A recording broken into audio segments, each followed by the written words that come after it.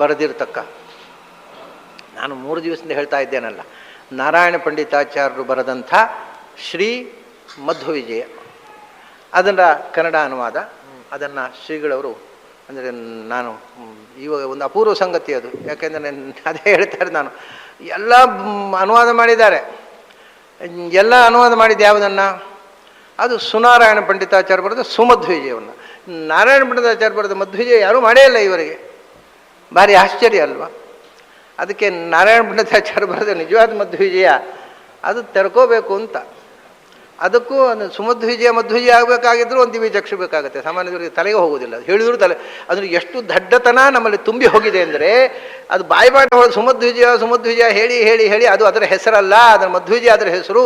ಸೂಂತ ಸೇರಿಸಬಾರದು, ಸೇರಿಸು ಅಲ್ಲ, ಸೂಂದ್ರೆ ಒಳ್ಳೆಯದು ಅಂತ, ಒಳ್ಳೇದಲ್ವ ಅಂತ. ಅದೇ ಒಳ್ಳೇದು ಹೌದು. ಈಗ ಮಧ್ವಾಚಾರ್ಯರನ್ನ ಸುಮಧ್ವಾಚಾರ್ಯ ಅಂತ ಹೇಳಿದರೆ ಒಳ್ಳೇದಲ್ವ? ಅಯ್ಯೋ ಸುಮಧ್ವಾಚಾರ್ಯ ಯಾಕ್ರಿ ಹೇಳಬೇಕು? ಬುದ್ಧಿನ ಎಟ್ಟಗಿದ್ದವ್ರು ಯಾರು ಹೇಳೋದಿಲ್ಲ, ಮಧ್ವಾಚಾರ್ಯ ಅಂತ ಹೇಳೋದು. ಅದು ಸುಮಧ್ವಾಚಾರ್ಯರು, ಸುಪೂರ್ಣ ಪ್ರಜ್ಞರು ಹೇಳಿದರೆ ಏನೋ ಸ್ವಲ್ಪ ಸೈಕಿಕ್ ಇರಬೇಕು ಕಾಣುತ್ತೆ, ಪ್ರಾಣಿ ಸರಿ ಇಲ್ಲ ಅಂತ ಕಾಣುತ್ತೆ. ಸುಪೂರ್ಣ ಪ್ರಜ್ಞರು, ಸುಮಧ್ವಾಚಾರ್ಯರು, ಸ್ವಾನಂದ ತೀರ್ಥರು, ಕಾವ್ಯದಲ್ಲಿ ಬರೀಬಹುದು. ಆಯಿತಾ? ಹಾಗೇನೆ ಮಧ್ವಿಜಯ ಆಯಿತು. ಮಣಿಮಂಜರಿ, ಸುಮಣಿಮಂಜರಿ, ಸುವಾಯುಸ್ತುತಿ, ಸುಶಿವಸ್ತುತಿ, ಸುದೃಸಿಂಹ, ಏನೋ ಇದಕ್ಕೆ ಮುಗಿಯೋದು ಎಲ್ಲಿ ಸು ಹಾಕಬಾರ್ದು, ಎಲ್ಲಕ್ಕೂ ಹಾಕ್ಬೋದು. ಅಂದರೆ ತಲೆ ಇದ್ದವರು ಸ್ವಲ್ಪ ಯೋಚನೆ ಮಾಡ್ತಾರೆ, ಇದು ಹಾಕೋದು ಸರಿ. ಯಾಕಂದರೆ ಗ್ರಂಥಕಾರರು ಏನು ಹೆಸರು ಕೊಟ್ಟರೋ ಅದು ಮಾತ್ರ ಅದರ ಹೆಸರಾಗೋದು. ಅದರಿಂದ ಸುವಾಯುಸ್ತುತಿ ಅಂದರೆ ವಾಯುಸ್ತುತಿ ಹೆಸರಾಗೋದಿಲ್ಲ, ಹರಿವಾಯುಸ್ತುತಿ ಎಂದು ವಾಯುಸ್ತುತಿ ಹೆಸರಾಗೋದಿಲ್ಲ. ಅದು ನೀವು ಇಟ್ಟ ನಾಮಕರಣ ಆಗತ್ತೆ. ಅದು ಗ್ರಂಥದ ಹೆಸರು. ಗ್ರಂಥದ ಹೆಸರು ಶ್ರೀ ವಾಯುಸ್ತುತಿ. ಶ್ರೀಕಾರ ಸೇರಿಸ್ಬೋದು ಯಾವ ಗ್ರಂಥಕ್ಕೂ. ಹೆಸರಿಗೆ ಶ್ರೀಕಾರ ಸೇರಿಸುವುದಕ್ಕೆ ಸ್ಯಾಂಕ್ಷನ್ ಇದೆ. ಅದು ಗ್ರಂಥಕಾರ ಹೇಳೋದು ಬೇಡ. ಹೇಗೆ ಸೂತ್ರಾರಂಭದಲ್ಲಿ ಓಂಕಾರ ಅನ್ನೋದು ಸಿದ್ಧವೋ ಹಾಗೆ ಯಾವುದೇ ಮಹತ್ತರವಾದ ವಸ್ತುವಿನ ಆರಂಭದಲ್ಲಿ ಶ್ರೀಕಾರ ಹಾಕ್ಬೋದು. ಅದು ಬಿಟ್ಟು ಬೇರೆ ಏನೂ ಅಕ್ಷರ ಸೇರಿಸುವ ಹಾಗಿಲ್ಲ. ಮೇಘದೂತ, ಸುಮೇಘದೂತ, ಶ್ರೀ ಸುಕಾಳಿದಾಸನು ಸುಮೇಘದೂತವನ್ನು, ಸುಮಹಾಕವಿಯಾದ ಸುಕಾಳಿದಾಸನು ಸುಮೇಘದೂತವನ್ನು ಬರೆದಿದ್ದಾನೆ. ಅಷ್ಟೇ ಅಲ್ಲ, ಸುರಘುವಂಶವನ್ನು ಬರೆದಿದ್ದಾನೆ, ಸುಕುಮಾರ ಸಂಭವನು. ಇವು ಹುಚ್ಚ ಅಂತ ಹೇಳೋದಿಲ್ಲ ಹೀಗೆ ಹೇಳಿದರೆ. ಅಂದ ಒಂದು ಗ್ರಂಥದ ಹೆಸರು ಹೇಳಬೇಕಾಗಿದ್ದರೂ ಅದರ ಸತ್ಯ ಅರ್ಥ ಆಗಬೇಕಾಗಿದ್ದರೂ ಸ್ವಲ್ಪ ಬುದ್ಧಿ, ದಿವ್ಯ ಚಕ್ಷುಸಬೇಕಾಗತ್ತೆ ಕಾಣುತ್ತೆ. ಇಲ್ಲದಿದ್ದರೆ ತಪ್ಪನ್ನೇ ಮಾಡ್ತಾ ಇರುವುದರಲ್ಲೇ ಒಂದು ಬುದ್ಧಿ ಬೆಳೆದು ಬಿಡುತ್ತೆ, ತಿದ್ದಿಕೊಳ್ಳುವ ಬುದ್ಧಿ ಕೂಡ ಬರೋದಿಲ್ಲ. ನಮ್ಮ ಶ್ರೀಪಾದರು 2 ವರ್ಷ ಕೃಷ್ಣನ ಪೂಜೆ ಮಾಡಿ ಎನರ್ಜಿ ತುಂಬಿಕೊಂಡು ಬಂದವರು. ಅವ್ರ ಕೈಯಿಂದ ಆ ಪುಸ್ತಕ ಬಿಡುಗಡೆ ಆಗ್ತಾ ಇದೆ. ಅದನ್ನು ಬಿಡುಗಡೆ ಮಾಡಿ, ಅವ್ರ ಪುಸ್ತಕ ಬಿಡುಗಡೆ ಮಾಡಿದ ಮೇಲೆ ಅದು ಅವ್ರಿಗೆ ಬಿಟ್ಟದ್ದು. ಮೊದಲು ನಾನು ಬೇಕಾದ್ರೆ ನಾನು ಮಾತಾಡ್ತೇನೆ, ಅವ್ರು ಮಾತಾಡಿದಾರೆ ಯಾರಾದರೂ, ಆಮೇಲೆ ಅದ್ರ ಬಗ್ಗೆ ಅವರು ಕೆಲವು ಆಶೀರ್ವಚನದ ಮಾತಾಡ್ತಾರೆ. ನಾನು ನನ್ನ ಆ ಪುಸ್ತಕದ ಬಗ್ಗೆ ನನ್ನ ಅನುಭವಗಳು, ಅದರ ಅನುವಾದ, ಅದರ ಹಿನ್ನೆಲೆ, ಅದರ ಏನು ಯಾಕೆ ಅಂತು ಅನ್ನುವಂಥದ್ದನ್ನು ನಾನು ಮತ್ತೆ ಹೇಳ್ತೇನೆ. ಈಗ ಗೀತಾ ಚಿಂತನ ಮುಕ್ತಾಯವಾಗಿ ನಾವು ಮಧ್ವವಿಜಯದ ಶ್ರೀ ನಾರಾಯಣ ಪಂಡಿತರು ಬರೆದಿರತಕ್ಕಂಥ ಮಧ್ವವಿಜಯದ ಬಿಡುಗಡೆಯ ಕಾರ್ಯಕ್ರಮಕ್ಕೆ ಪ್ರವೇಶ ಮಾಡ್ತಾ ಇದ್ದೇವೆ.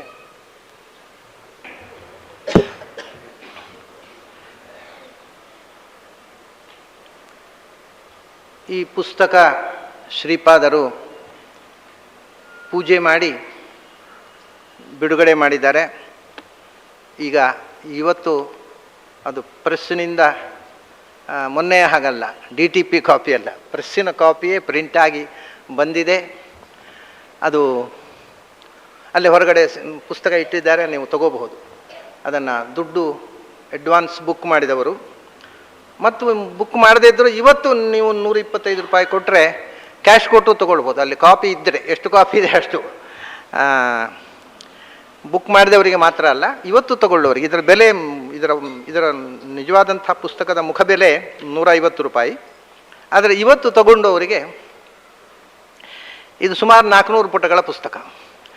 ಇದನ್ನು ಇವತ್ತು ತಗೊಂಡವರಿಗೆ, ಹಿಂದೆ ಬುಕ್ ಮಾಡಿದವರಿಗೆ ಮತ್ತು ಇವತ್ತೇ ಕೂಡ ಕ್ಯಾಶ್ ಕೊಟ್ಟು ತಗೊಳ್ಳೋರಿಗೆ 125 ರೂಪಾಯಿಗೆ ಸಿಗುತ್ತೆ. ನನಗೆ ಒಂದು ಆಸೆ ಇತ್ತು 100 ರೂಪಾಯಿ ಕೊಡಬೇಕು ಅಂತ, ಆದರೆ ಅದರ ಮುದ್ರಣದ ವೆಚ್ಚವೇ 120 ರೂಪಾಯಿ ಮೇಲೆ, ಕಾಗದ ಮತ್ತು ಮುದ್ರಣದ ವೆಚ್ಚವೇ 120 ರೂಪಾಯಿ ಮೇಲೆ ಆಗುವುದರಿಂದ 100 ರೂಪಾಯಿಗೆ ವರ್ಕೌಟ್ ಆಗೋಲ್ಲ ಅಂತ ಹೇಳಿದ್ರು ಸಮಿತಿಯವರು. ಅದಕ್ಕೋಸ್ಕರ ಕಡೆಗೆ ನಾವು 125 ರೂಪಾಯಿ ಇಟ್ಟೆವು. ಈ ಪುಸ್ತಕ ಇವತ್ತು ಪರಿವಾರ ಶ್ರೀಗಳವರು ಬಿಡುಗಡೆ ಮಾಡಿದಾಗ ನನ್ನ ಮನಸ್ಸಿನಲ್ಲಿ ಬಂದಂಥ ಒಂದು ಚಿತ್ರ, ಕಳೆದ ಬಾರಿ ಸಂಸ್ಕೃತ ಮಧ್ವವಿಜಯ ಬಿಡುಗಡೆ ಆಗಿತ್ತು. ನಿಮ್ಗೆ ಗೊತ್ತಿದೆ, ಇಲ್ಲೇ ಬಿಡುಗಡೆ ಆಗಿತ್ತು. ತಮ್ಮಲ್ಲಿ ಅನೇಕ ಜನ ಆ ಪುಸ್ತಕ ಕೊಂಡುಕೊಂಡಿದ್ದೀರ. ಸುಮಾರು 500 ಮಂದಿ ಅದನ್ನು ಬೆಂಗಳೂರಿನ ಜನರೇ ಕೊಂಡುಕೊಂಡಿದ್ದಾರೆ ಆ ಪುಸ್ತಕವನ್ನು. ಅದನ್ನು ಸ್ವಾಮಿಗಳು ಪರ್ಯಾಯ ಕಾಲ ನನಗೆ ಇವತ್ತಿಗೂ ನೆನಪಿದೆ. ಆ ಮಧ್ವವಿಜಯ ಪುಸ್ತಕವನ್ನು ಕೃಷ್ಣನ ಎದುರು ಮುಖಮಂಟಪದಲ್ಲಿ ಇಟ್ಟು, ಆಚಾರ್ಯ ಮಧ್ವರ ಎದುರು ಇಟ್ಟು ಅದನ್ನು ಪೂಜೆ ಮಾಡಿ ಬಿಡುಗಡೆ ಮಾಡಿದರು. ಆಮೇಲೆ ಅಷ್ಟಕ್ಕೆ ಸಮಾಧಾನ ಆಗದೆ ಅದನ್ನು ರಾಜಾಂಗಣದಲ್ಲಿ ಸಭಾ ಮಂಟಪದಲ್ಲಿಟ್ಟು ಅದರ ಮೇಲೆ ಪುಷ್ಪವೃಷ್ಟಿ ಮಾಡಿಸಿ ಬಿಡುಗಡೆ ಮಾಡಿಸಿದರು. ಅಲ್ಲಿಗೆ ತೃಪ್ತಿ ಆಗದೆ ಚಿನ್ನದ ರಥದಲ್ಲಿ ಉತ್ಸವ ಮಾಡಿಸಿದರು ಆ ಪುಸ್ತಕವನ್ನಿಟ್ಟು. ಅಂಥ ಪ್ರೀತಿ ಅವರಿಗೆ. ಮಧ್ವವಿಜಯದ ಆ ಪುಸ್ತಕ ಚಿನ್ನದ ರಥದಲ್ಲಿಟ್ಟು 4 ಬೀದಿಯಲ್ಲಿ ಉತ್ಸವ ಆಗಿ ಅದನ್ನು ತೇರಿನಲ್ಲಿ ತಂದು ಆಮೇಲೆ ಕೃಷ್ಣನ ಸನ್ನಿಧಿಯಲ್ಲಿಟ್ಟು ಅದನ್ನು ಪೂಜೆ ಎಲ್ಲ ಮಾಡಿ ಬಿಡುಗಡೆ ಮಾಡಿಸಿದರು. ಪ್ರಾಯ ಅವರು ಪರ್ಯಾಯ ಕಾಲದಲ್ಲಿ ಈ ಪುಸ್ತಕ ಆಗಿದ್ದು ಇದು ಚಿನ್ನದ ರಥದಲ್ಲಿ ಕೂಡ್ತಿತ್ತೋ ಏನೋ. ಅಂಥ ಪ್ರೀತಿ ಅವರಿಗೆ. ಆ ಒಳ್ಳೆಯ ಕೆಲಸ, ಒಳ್ಳೆಯದನ್ನು ಮಾಡುವುದು ಅಂದರೆ ಒಂದು ಪ್ರೀತಿ. ಅದು ಆನುವಂಶಿಕ. ನಮ್ಮ ವಿದ್ಯಾಮಾನ್ಯ ತೀರ್ಥರ ಗುಣ ಅದು. ಎಲ್ಲಿ ಒಳ್ಳೆಯದಿದ್ದರೂ ಅದನ್ನು ಕಂಡು ಸಂತೋಷ ಪಡೋದು, ಕಣ್ಣು ತುಂಬ ನೋಡಬೇಕು. ಆ ಗುಣ ಇವರಲ್ಲಿ ಹರಿದು ಬಂದಿದೆ. ಅಂಥ ಒಂದು ಅಪೂರ್ವ ಅಂಥ ಒಂದು ಕಾರಣದಿಂದ ಅವರ ಕೈಲೇ ಇದು ಇವತ್ತು ಬಿಡುಗಡೆ ಆಯಿತು ಅಂದಾಗ ಒಂದು ವಿಶೇಷ ಸಂತೋಷ. ಪ್ರಾಯ ಅವರಿಗೆ ತೊಂದರೆ ಕೊಟ್ಟೇವೇನೋ ನಾವು ಅಂತ ಅನಿಸುತ್ತೆ ನನಗೆ. ಅವರು ಹುಬ್ಬಳ್ಳಿಯಲ್ಲಿದ್ದರು ನಿನ್ನೆ. ಇವತ್ತು ಸಿರುಗುಪ್ಪದಲ್ಲೇ ಅವ್ರ ಪ್ರೋಗ್ರಾಮ್ ಇತ್ತು. ಆದರೆ ನಮ್ಮ ಮೇಲನ ಪ್ರೀತಿಗೆ ಕಟ್ಟು ಬಿದ್ದು ಹುಬ್ಬಳ್ಳಿಯಿಂದ ಇಲ್ಲಿಗೆ ಬಂದು ಇವತ್ತು ಹೊರಟು ಇಲ್ಲಿಗೆ ಬಂದು ಇದು ಮುಗಿಸ್ಕೊಂಡು ಇವತ್ತು ರಾತ್ರಿ ಸಿರುಗುಪ್ಪಕ್ಕೆ ಹೋಗಬೇಕು ಅವರು. ಹಾಗೆ ಇದು ಕೇವಲ ಈ ಒಂದು ಪುಸ್ತಕದ ಬಿಡುಗಡೆಗೋಸ್ಕರ ನಮ್ಮ ಪ್ರೀತಿಗೆ ಕಟ್ಟು ಬಿದ್ದು. ನಾನು ಹೇಳಿದೆ, ಸ್ವಾಮಿಗಳು ದಾಕ್ಷಿಣ್ಯ ಕಟ್ಟು ಬಿದ್ದು ಅಂತ. ನಮ್ಮ ಹುಡುಗರೆಲ್ಲ ಹೇಳಿದ್ರು, ಹಾಗೆಲ್ಲ ಹೇಳಬಾರ್ದು ನೀವು, ನಿಮ್ಮ ದಾಕ್ಷಿಣ್ಯ ಕಟ್ಟು ಬಿದ್ದು ಬಂದಲ್ಲ, ನಿಮ್ಮ ಪ್ರೀತಿಗೆ ಕಟ್ಟು ಬಿದ್ದು ಬಂದದ್ದು ಅಂತ. ಸರಿ, ಆ ಶಬ್ದವನ್ನೇ ಬಳಸ್ತಾ ಇದ್ದೇನೆ. ನಮ್ಮ ಪ್ರೀತಿಗೆ ಕಟ್ಟು ಬಿದ್ದು ಶ್ರೀಗಳವರು ಇಲ್ಲಿ ಬಂದಿದ್ದಾರೆ. ಅದಕ್ಕೆ ಏನು ಕೃತಜ್ಞತೆ, ಋಣ, ಈ ಶಬ್ದಗಳು ಯಾವ ಶಬ್ದಗಳು ಕೂಡ ಅದಕ್ಕೆ ಸುಮ್ಮನೆ ನಾಟಕೀಯ. ಅದು ಆ ಪ್ರೀತಿಗೆ ನಾವು ಸಾಟಿಯಾಗಿ ಪ್ರತಿಯಾಗಿ ಯಾವ ಶಬ್ದವನ್ನು ಬಳಸಿ ಕೃತಜ್ಞತೆ ಅರ್ಪಿಸ್ಲಿಕ್ಕೆ ಆಗುವಂಥದ್ದಲ್ಲ. ಆದರೆ ಒಂದೇ ಆಸೆ ನಂದು ಅಷ್ಟೇ, ಅದಕ್ಕೆ ನಾನು ಕೃತಜ್ಞತೆ ಅರ್ಪಿಸೋಲ್ಲ, ನಾನು ಎಂದೆಂದಿಗೂ ಋಣಿಯಾಗಿದ್ದೇನೆ ಅಂತ ಹೇಳೋಲ್ಲ. ಆದರೆ ಅವರ ಪ್ರೀತಿ ಎಂದೆಂದಿಗೂ ಹೀಗೆ ಇರಲಿ ಅಂತ ಅಪೇಕ್ಷಿಸ್ತೇನೆ ಅಷ್ಟೇ. ಈ ಪುಸ್ತಕ ರಚನೆಯ ಒಂದು ಸ್ವಲ್ಪ ಹಿನ್ನೆಲೆ ನಿಮಗೆ ಹೇಳಬೇಕು. ನಾನು ಮಧ್ವವಿಜಯ ಸಂಸ್ಕೃತ ವ್ಯಾಖ್ಯಾನ ಸಹಿತವಾಗಿ ನಾನು ಪ್ರಕಟ ಮಾಡಿದಾಗ ಈಗ 2-3 ವರ್ಷಗಳ ಕೆಳಗೆ, ಅದಕ್ಕಿಂತ ಮೊದಲೇ ಇದನ್ನು ಅನುವಾದ ಮಾಡಿದ್ದೆ ನಾನು. ಆವಾಗ ನನ್ನ ಮನಸ್ಸಿನಲ್ಲಿ ಬಂದದ್ದರಿಂದ ಅದನ್ನು ಸಂಸ್ಕೃತದಲ್ಲಿ ಎಡಿಟ್ ಮಾಡುವಾಗ 1-2 ಸಂಗತಿಗಳು. ಮಧ್ವವಿಜಯದಲ್ಲಿ ಅನೇಕ ಪಾಠಾಂತರಗಳು, ಪ್ರಚಲಿತವಾದಂಥ ತಪ್ಪು ಪಾಠಗಳು ಬಂದಿವೆ ಮತ್ತು ಅದಕ್ಕಿಂತಲೂ ಹೆಚ್ಚು ತಪ್ಪು ಅರ್ಥಗಳು. ಮಧ್ವಾಚಾರ್ಯರ ಹಿಸ್ಟಾರಿಕಲ್ ಫ್ಯಾಕ್ಟ್ಸನ್ನೇ ಡಿಸ್ಟಾರ್ಟ್ ಮಾಡಿ ಹೇಳ್ತಾ ಇದ್ದಾರೆ. ಇವಾಗ ಪ್ರಿಂಟ್ ಆಗಿರತಕ್ಕಂಥ ಎಲ್ಲ ಮಧ್ವವಿಜಯ ಅನುವಾದದ ಪಾಡು ಅದೇ. It is a distorted version of Madhva's history. ತಪ್ಪು ಇತಿಹಾಸವನ್ನು ಜನದ ಮುಂದೆ ಇಡ್ತಾ ಇದ್ದೇವೆ ನಾವು. ಬುದ್ಧಿಪೂರ್ವಕ ಅಲ್ಲ, ಬೇಕು ಅಂತಲ್ಲ. ಅದಕ್ಕೆ ಕಾರಣ ಉಂಟು. ಅಂದರೆ ಹಿಂದಿನಿಂದ ನಡ್ಕೊಂಡು ಬಂದಂಥ ಕೆಲವು ರೂಢಿಯ ತಪ್ಪು ಕಲ್ಪನೆಗಳು ಅದು ನಮ್ಮ ತಲೆಯಲ್ಲಿ ಉಳಿದು ಹೋಗಿದೆ. ಅದನ್ನೇ ಕೊಟ್ಟಿದ್ದಾರೆ. ನಿಮಗೆ 1-2-3 ಉದಾಹರಣೆ ಕೊಡ್ತೇನೆ. ಏನು ಅಂದರೆ, ವಾದಿಸಿಂಹ ಮತ್ತು ಬುದ್ಧಿಸಾಗರ ಅಂತ ಇಬ್ಬರು ಆಚಾರ್ಯರು ಚಿಕ್ಕ ಹುಡುಗ ಆಗಿದ್ದಾಗ, ಇನ್ನೂ 16-17 ವರ್ಷ ವಯಸ್ಸಿರ್ಬೋದು. ಆ ವಯಸ್ಸಿನಲ್ಲಿ ಆಚಾರ್ಯ ಹತ್ರ ವಾದಕ್ಕೆ ಬಂದರು. ವಾದಿಸಿಂಹ ಅನ್ನೋನು ಗದಾಧರ ಭಟ್ಟನ ವಂಶದವ, ಬುದ್ಧಿಸಾಗರ ಬೌದ್ಧ. ಗದಾಧರ ಭಟ್ಟನ ವಂಶದವ ಅಂದರೆ ಅವನ ಕುಟುಂಬ ಅಲ್ಲ, ತಾರ್ಕಿಕ ಅಂತ ಅಷ್ಟೇ.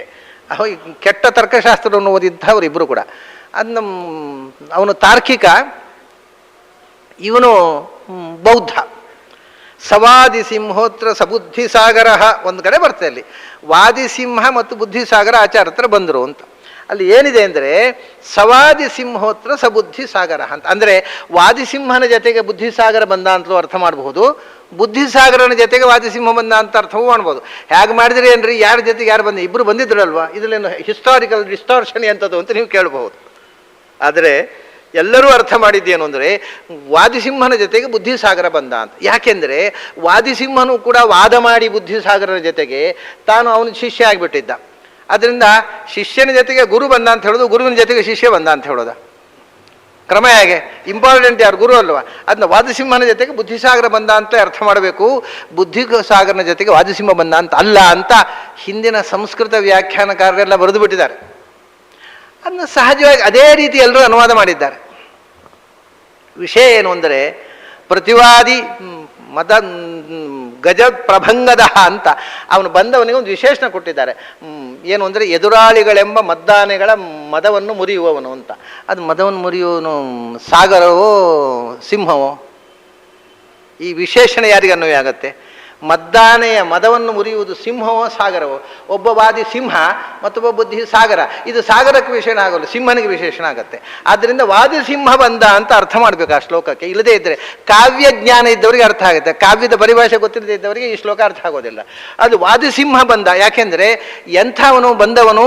ಪ್ರತಿವಾದಿಗಳೆಂಬ ಆನೆಗಳ ಗಂಡಸ್ಥಳವನ್ನು ಭೇದಿಸುವ ಸಾಗರ ಬರುವುದಾ? ಅಲ್ಲ, ಸಿಂಹ ಬರಬೇಕು. ಅದರಿಂದ ವಾದಿ ಸಿಂಹ ಬಂದ. ಯಾಕೆಂದರೆ ಬುದ್ಧಿಸಾಗರ ಬೌದ್ಧ ಆದದ್ದರಿಂದ ಅವನು ಇವನನ್ನು ಮುಂದೆ ಕಳಿಸಿದ್ದಾನೆ. ನೋಡಪ್ಪ, ನೀವು ಹಿಂದೆ ನೀನು ಕೂಡ ವೇದ ಪ್ರಾಮಾಣ್ಯವಾದಿ ಆಗಿದ್ದವನಲ್ವ, ಇವರು ವೈದಿಕರು ಮುಂದೆ ನೀನು ಮುಂದೆ ಹೋಗೋ ವಾದಕ್ಕೆ ನಿನ್ನಿಂದ ಆಗದಿದ್ದು ನಾನು ಬರ್ತೇನೆ ಅಂತ ಮೊದಲು ವಾದ ಮಾಡಿದವನು ವಾದಿಸಿಂಹನೇ. ಹಾಗಾಗಿ ಸವಾದಿ ಸಿಂಹ ಬುದ್ಧಿಸಾಗರ ಸಹ ಬುದ್ಧಿಸಾಗರ ಸವಾದಿ ಸಿಂಹ ಅಂತ ಎಲ್ಲರೂ ಬರೆದರೆ, ಅಲ್ಲಿ ಹಾಗಲ್ಲ, ಸಹ ವಾದಿಸಿಂಹ ಸಬುದ್ಧಿಸಾಗರ ಆಯು ಅಂತ ಅದಕ್ಕೆ ಅರ್ಥ ಮಾಡಬೇಕು. ಇದು ಐತಿಹಾಸಿಕವಾಗಿ ಯಾರು ಬಂದರು ಯಾರು ಹೋದ್ರು ಅನ್ನೋ ಪ್ರಶ್ನೆ ಅಲ್ಲ, ಶ್ಲೋಕಕ್ಕೆ ಹೇಗೆ ಅರ್ಥ ಮಾಡಬೇಕು ಅನ್ನೋ ಕಾಮನ್ ಸೆನ್ಸು. ಎಲ್ಲರೂ ಕೂಡ ಬುದ್ಧಿಸಾಗರ ಬಂದ ಅಂತ ಅರ್ಥ ಮಾಡಿದರೆ, ಬುದ್ಧಿಸಾಗರನ ಜೊತೆಗೆ ವಾದಿಸಿಂಹ ಬಂದ ಅಂತ ಅರ್ಥ ಮಾಡುವಂಥದ್ದು ಕಾವ್ಯದ ದೃಷ್ಟಿಯಿಂದ ಅದು ಕರೆಕ್ಟ್ ಆದ ಅರ್ಥ. ಪ್ರಾಯ ನನಗೆ ತಿಳಿದ ಮಟ್ಟಿಗೆ ಆ ರೀತಿಯ ಅನುವಾದ ಮೊದಲ ಬಾರಿ ಇದರಲ್ಲಿ ಬಂದಿದೆ. ಅದರ ಮುಂಚೆ ಎಲ್ಲ ನೀವು ನೋಡಿ, ಎಲ್ಲ ಬುದ್ಧಿಸಾಗರ ಬಂದ ವಾದಿಸಿಂಹನ ಜೊತೆಗೆ ಅಂತ ಬರೆದು ಬಿಟ್ಟಿದ್ದಾರೆ. ಇದು ಒಂದು ಸಂಗತಿ ಆಯಿತು. ಇಂಥ ತುಂಬ ಸಂಗತಿಗಳಿವೆ. ನಿಮಗೆ ಉದಾಹರಣೆಗೆ ಒಂದೆರಡು ಹೇಳ್ತೇನೆ. ಆಚಾರ್ಯರು ಯಾತ್ರೆಗೆ ಹೋದರು. ಆಚಾರ್ಯರು ಯಾತ್ರೆಗೆ ಹೋಗಿ ಕಾಶಿಯಲ್ಲಿ, ಹರಿದ್ವಾರದಲ್ಲಿ ಅಲ್ಲಿ ಉಳ್ಕೊಂಡು ಕುರುಕ್ಷೇತ್ರಕ್ಕೆ ಬರ್ತಾರೆ. ಹಸ್ತಿನಪುರದಲ್ಲಿ ವಾಸ್ತವ್ಯ ಮಾಡ್ತಾರೆ, ಕುರುಕ್ಷೇತ್ರಕ್ಕೆ ಬರ್ತಾರೆ. ಕುರುಕ್ಷೇತ್ರಕ್ಕೆ ಬಂದಾಗ ನಿಮಗೆಲ್ಲರಿಗೂ ಗೊತ್ತಿದೆ ಈ ಕಥೆ. ಆಚಾರ್ಯರು ಅಲ್ಲಿ ಕುರುಕ್ಷೇತ್ರದಲ್ಲಿ ಒಂದು ಕಡೆ ಅಗೈಸಿ ತನ್ನ ಶಿಷ್ಯರಿಗೆ ತನ್ನ ಆಯುಧವನ್ನು ತೋರಿಸಿದರು ಅಂತ ಕಥೆ ಹೇಳ್ತಾರೆ ಎಲ್ಲರೂ. ಹಾಗೆ ಎಲ್ಲ ಅನುವಾದ ಪುಸ್ತಕಗಳು ಹಾಗೆ ಅನುವಾದ ಆಗಿರಬೇಕು.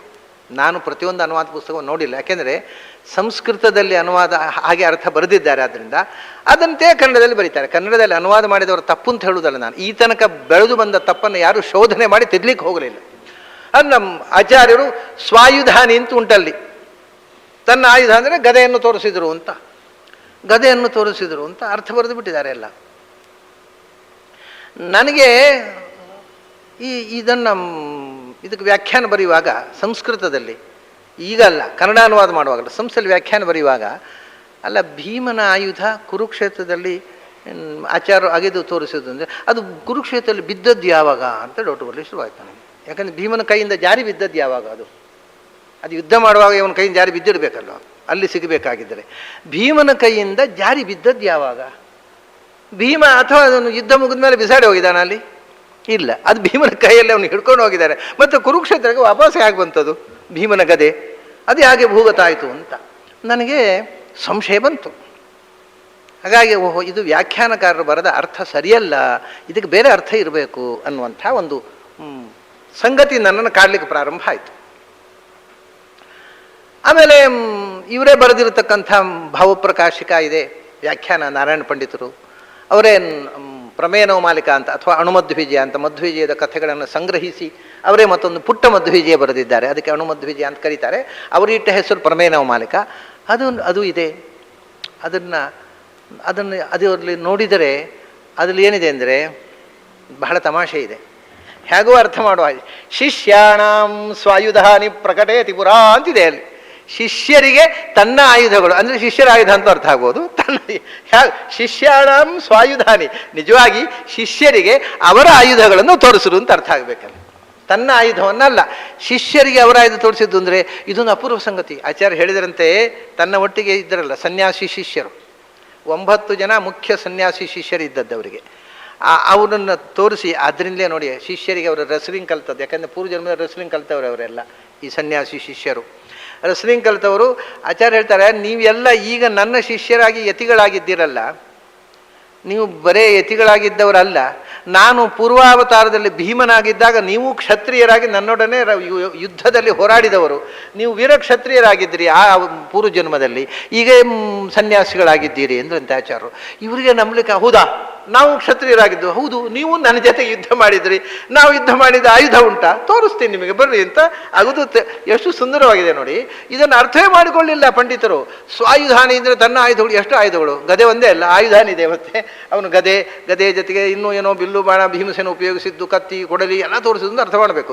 ಅಲ್ಲ, ಅಷ್ಟು ಜನ ಶಿಷ್ಯರಿದ್ರಲ್ಲ, ಸತ್ಯತೀರ್ಥರು ಕೇಳಿದ್ದು, ಅದಕ್ಕೆ ನೀನು ಒಬ್ಬ ಕ್ಷತ್ರಿಯನಾಗಿದ್ಯಪ್ಪ, ನನ್ನ ಜೊತೆಗೆ ಯುದ್ಧ ಮಾಡಿದ್ದಿ, ನಿನ್ನ ಆಯುಧವೂ ಇಲ್ಲಿದೆ ಅಂತ ನೆಲ ಅಗೆಸಿ ತನ್ನ ಶಿಷ್ಯರು ಬಳಸಿದ ಆಯುಧಗಳನ್ನು ಅವರು ಯುದ್ಧ ಮಾಡುವಾಗ ಕೈ ಚೆಲ್ಲಿ ಬಿದ್ದದ್ದು ಸಹಜ.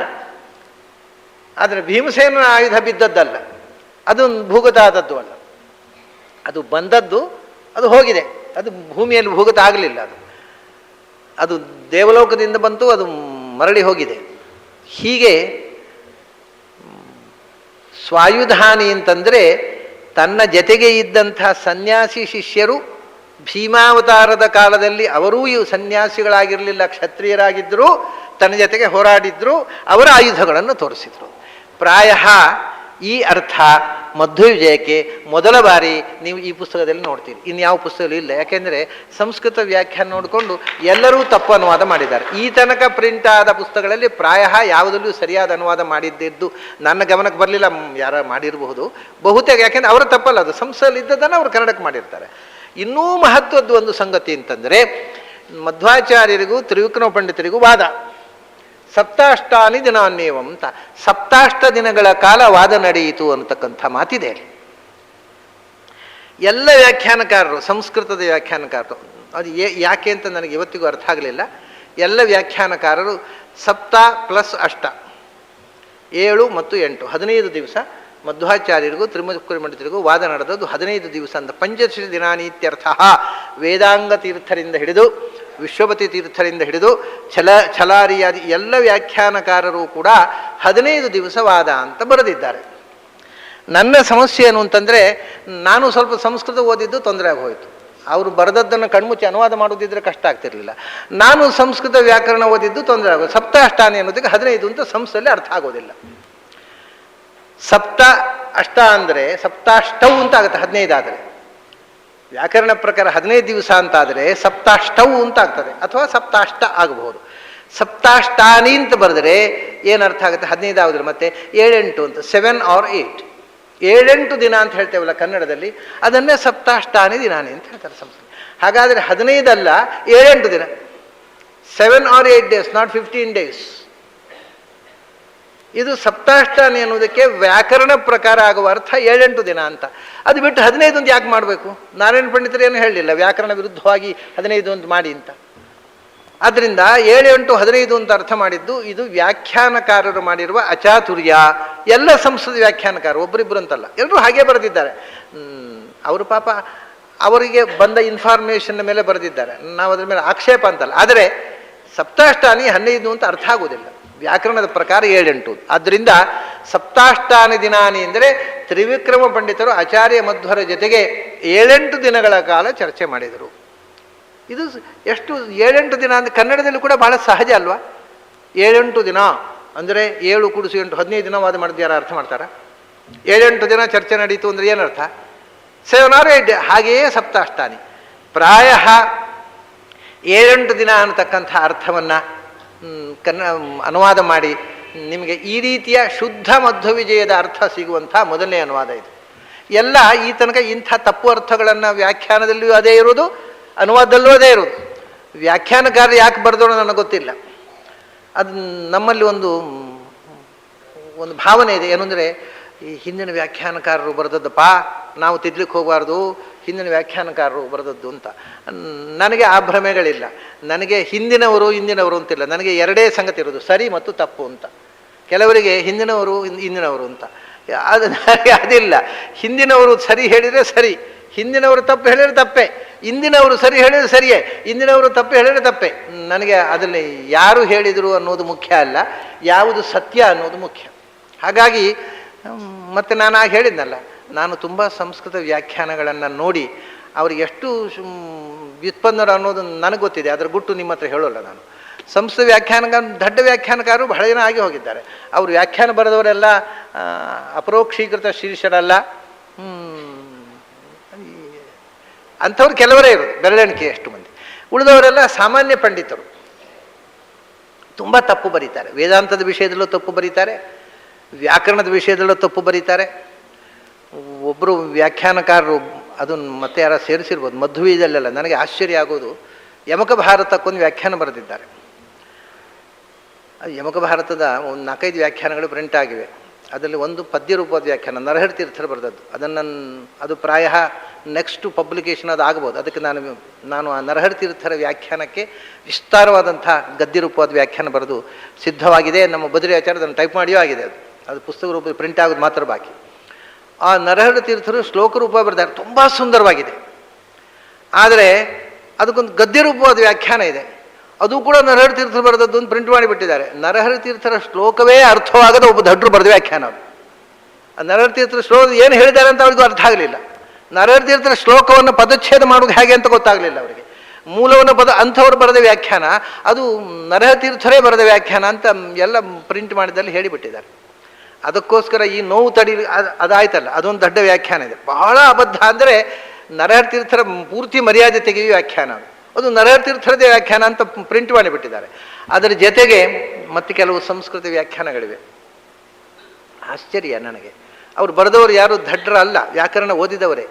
ಆದರೆ ಅದರಲ್ಲಿ ಅದದಾತ್ ಸಂದೀಪನೇ ನಿಜಪುತ್ರಂ ಜ್ಞಾನದೀಪ ಸಂದೀಪನೇ ಅಂತ ಒಂದು ಕಡೆ ಬರುತ್ತೆ.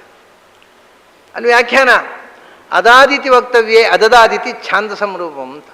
ಏನು ಹೇಳಬೇಕು ಅವರಿಗೆ? ಲಂಗು 2 ರೂಪಾಯಿ ಇದೆ ಅಂತ ಗೊತ್ತಿರದಿದ್ದವರು ವ್ಯಾಖ್ಯಾನ ಬರೀತಾರೆ.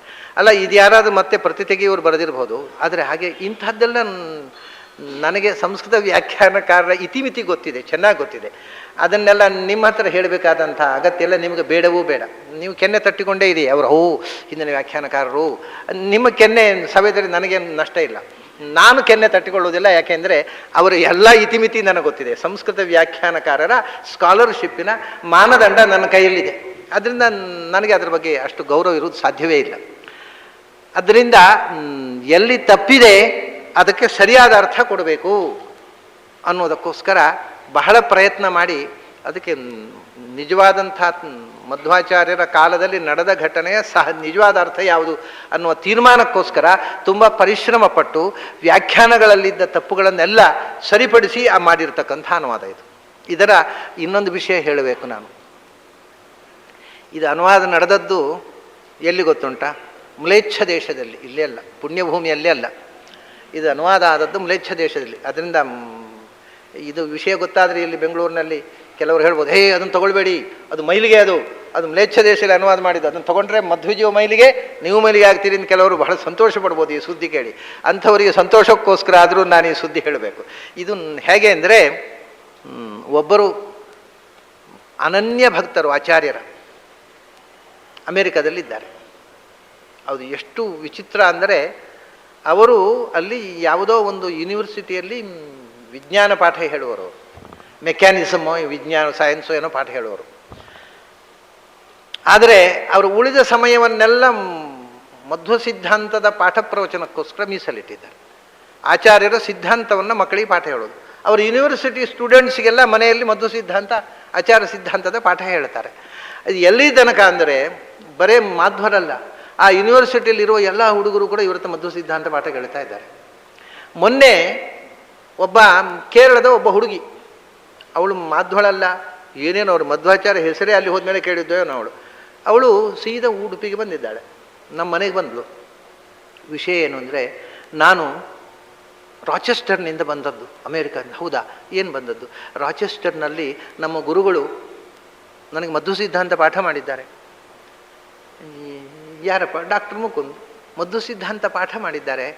ನಾನು ಅವಳ ಸ್ಟೂಡೆಂಟು ಯೂನಿವರ್ಸಿಟಿಯಲ್ಲಿ. ಅದ್ರ ಜೊತೆಗೆ ನಾನು ಡಾಕ್ಟರೇಟ್ ಥೀಸಿಸ್ಗೆ ಅವರು ಗೈಡ್ ನನಗೆ. ಅದ್ರ ಜೊತೆಗೆ ಮಧ್ವ ಸಿದ್ಧಾಂತ ಅವರು ಪಾಠ ಮಾಡ್ತಾರೆ. ನಮಗೆಲ್ಲ ಬಹಳ ಸಂತೋಷ ಆಗಿದೆ ಮಧ್ವ ಸಿದ್ಧಾಂತವನ್ನು ಕೇಳಿ. ನಮಗೆ ಮಧ್ವ ಸಿದ್ಧಾಂತದ ಬಗ್ಗೆ ತಿಳುವಳಿಕೆ ಮಾತ್ರ ಅಲ್ಲ, ಆದರ ಗೌರವ ಹುಟ್ಟಿದೆ ಅವರ ವಿವರಣೆ ಕೇಳಿ. ಆಮೇಲೆ ಅಷ್ಟು ಹೇಳಿದ ಮೇಲೆ ಅವರು ಒಂದು ಸಂಗತಿ ಹೇಳಿದರು, ಏನು ಅಂದರೆ, ನಾನು ನಿಮಗೆ ಮಧ್ವ ಸಿದ್ಧಾಂತವನ್ನು ಹೇಳಿದರೆ ನನಗೊಬ್ಬರು ಗುರುಗಳಿದ್ದಾರೆ ಅಂತ ಹೇಳಿದರು. ಯಾರು ಅಂದರೆ ಬನ್ನಂಜಿಯವರು. ಅದಕ್ಕೆ ನಮ್ಮ ಗುರುಗಳನ್ನು ನೋಡಿ ನಮಸ್ಕಾರ ಮಾಡಿ ಹೋಗುವ ಅಂತ ಬಂದದ್ದು. ಎಷ್ಟು ಗೌರವ ಹುಟ್ಟಿಸಿದ್ದಾರೆ ನೋಡಿ. ಅಮೇರಿಕಾದಲ್ಲಿ ಕೂತು ಆ ಮಕ್ಕಳಿಗೆ ಪಾಠ ಹೇಳಿ ಆ ಮಕ್ಕಳು ಉಡುಪಿಗೆ ಬಂದು ನನಗೆ, ಯಾಕೆಂದರೆ ನಮ್ಮ ಗುರುಗಳು ನೀವು, ಅವರಿಗೆ ನಮಸ್ಕಾರ ಮಾಡಿ ಅವ್ರಿಗೆ ಹೋಗುವ ಅಂತ ಬಂದದ್ದು ಅಂತ. ಅವಳಿಗೆ ಗುರುತಿಲ್ಲ, ಅರ್ಥ ಇಲ್ಲ, ಕೇರಳದವಳು, ಕನ್ನಡ ಬರೋಲ್ಲ. ಇಷ್ಟು ಶ್ರದ್ಧೆಯಿಂದ ಮಧ್ವ ಸಿದ್ಧಾಂತದ ಬಗ್ಗೆ ದೀಕ್ಷೆಯಿಂದ ಕೆಲಸ ಮಾಡ್ತಾ ಇದ್ದಾರೆ. ಅದು ಮತ್ತೊಂದು ವಿಷಯ ಹೇಳಿದ್ನಲ್ಲ ಮೊನ್ನೆ, ಈ ಉಪನಿಷತ್ ಬಿಡುಗಡೆ ಆಗುವಾಗ ಇನ್ನೊಬ್ಬರು ಮಧ್ವಮಿತ್ರ ಅಂತ ಒರೆಗಾಂವ್ ಯೂನಿವರ್ಸಿಟಿಯಲ್ಲಿ ಪ್ರೊಫೆಸರ್ ಆಗಿ, ಅವರು ಸೈನ್ಸ್ ಪ್ರೊಫೆಸರ್, ಅವರು ಯಾವುದೋ ಒಂದು ಸೈನ್ಸಿನ ಸೆಕ್ಷನ್ನಲ್ಲಿ ಮಧ್ವಮಿತ್ರ ಅಂತ ಹೆಸರಿನಿಂದ ಅಲ್ಲಿ ಇದ್ದಾರೆ. ಅವರು ನಿಜವಾಗಿ ಅದ್ಭುತ ವ್ಯಕ್ತಿ, ಅವರು ಒಂದು ಅದ್ಭುತ ವ್ಯಕ್ತಿ. ಇಂಥ ಹಲವು ಮಂದಿ ಮಧ್ವ ಸಿದ್ಧಾಂತ ದೀಕ್ಷೆ.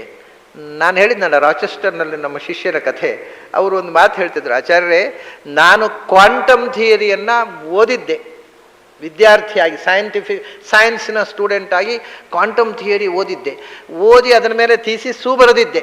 ಆದರೆ ನನಗೆ ಅದು ಅರ್ಥ ಆಗಿರಲಿಲ್ಲ,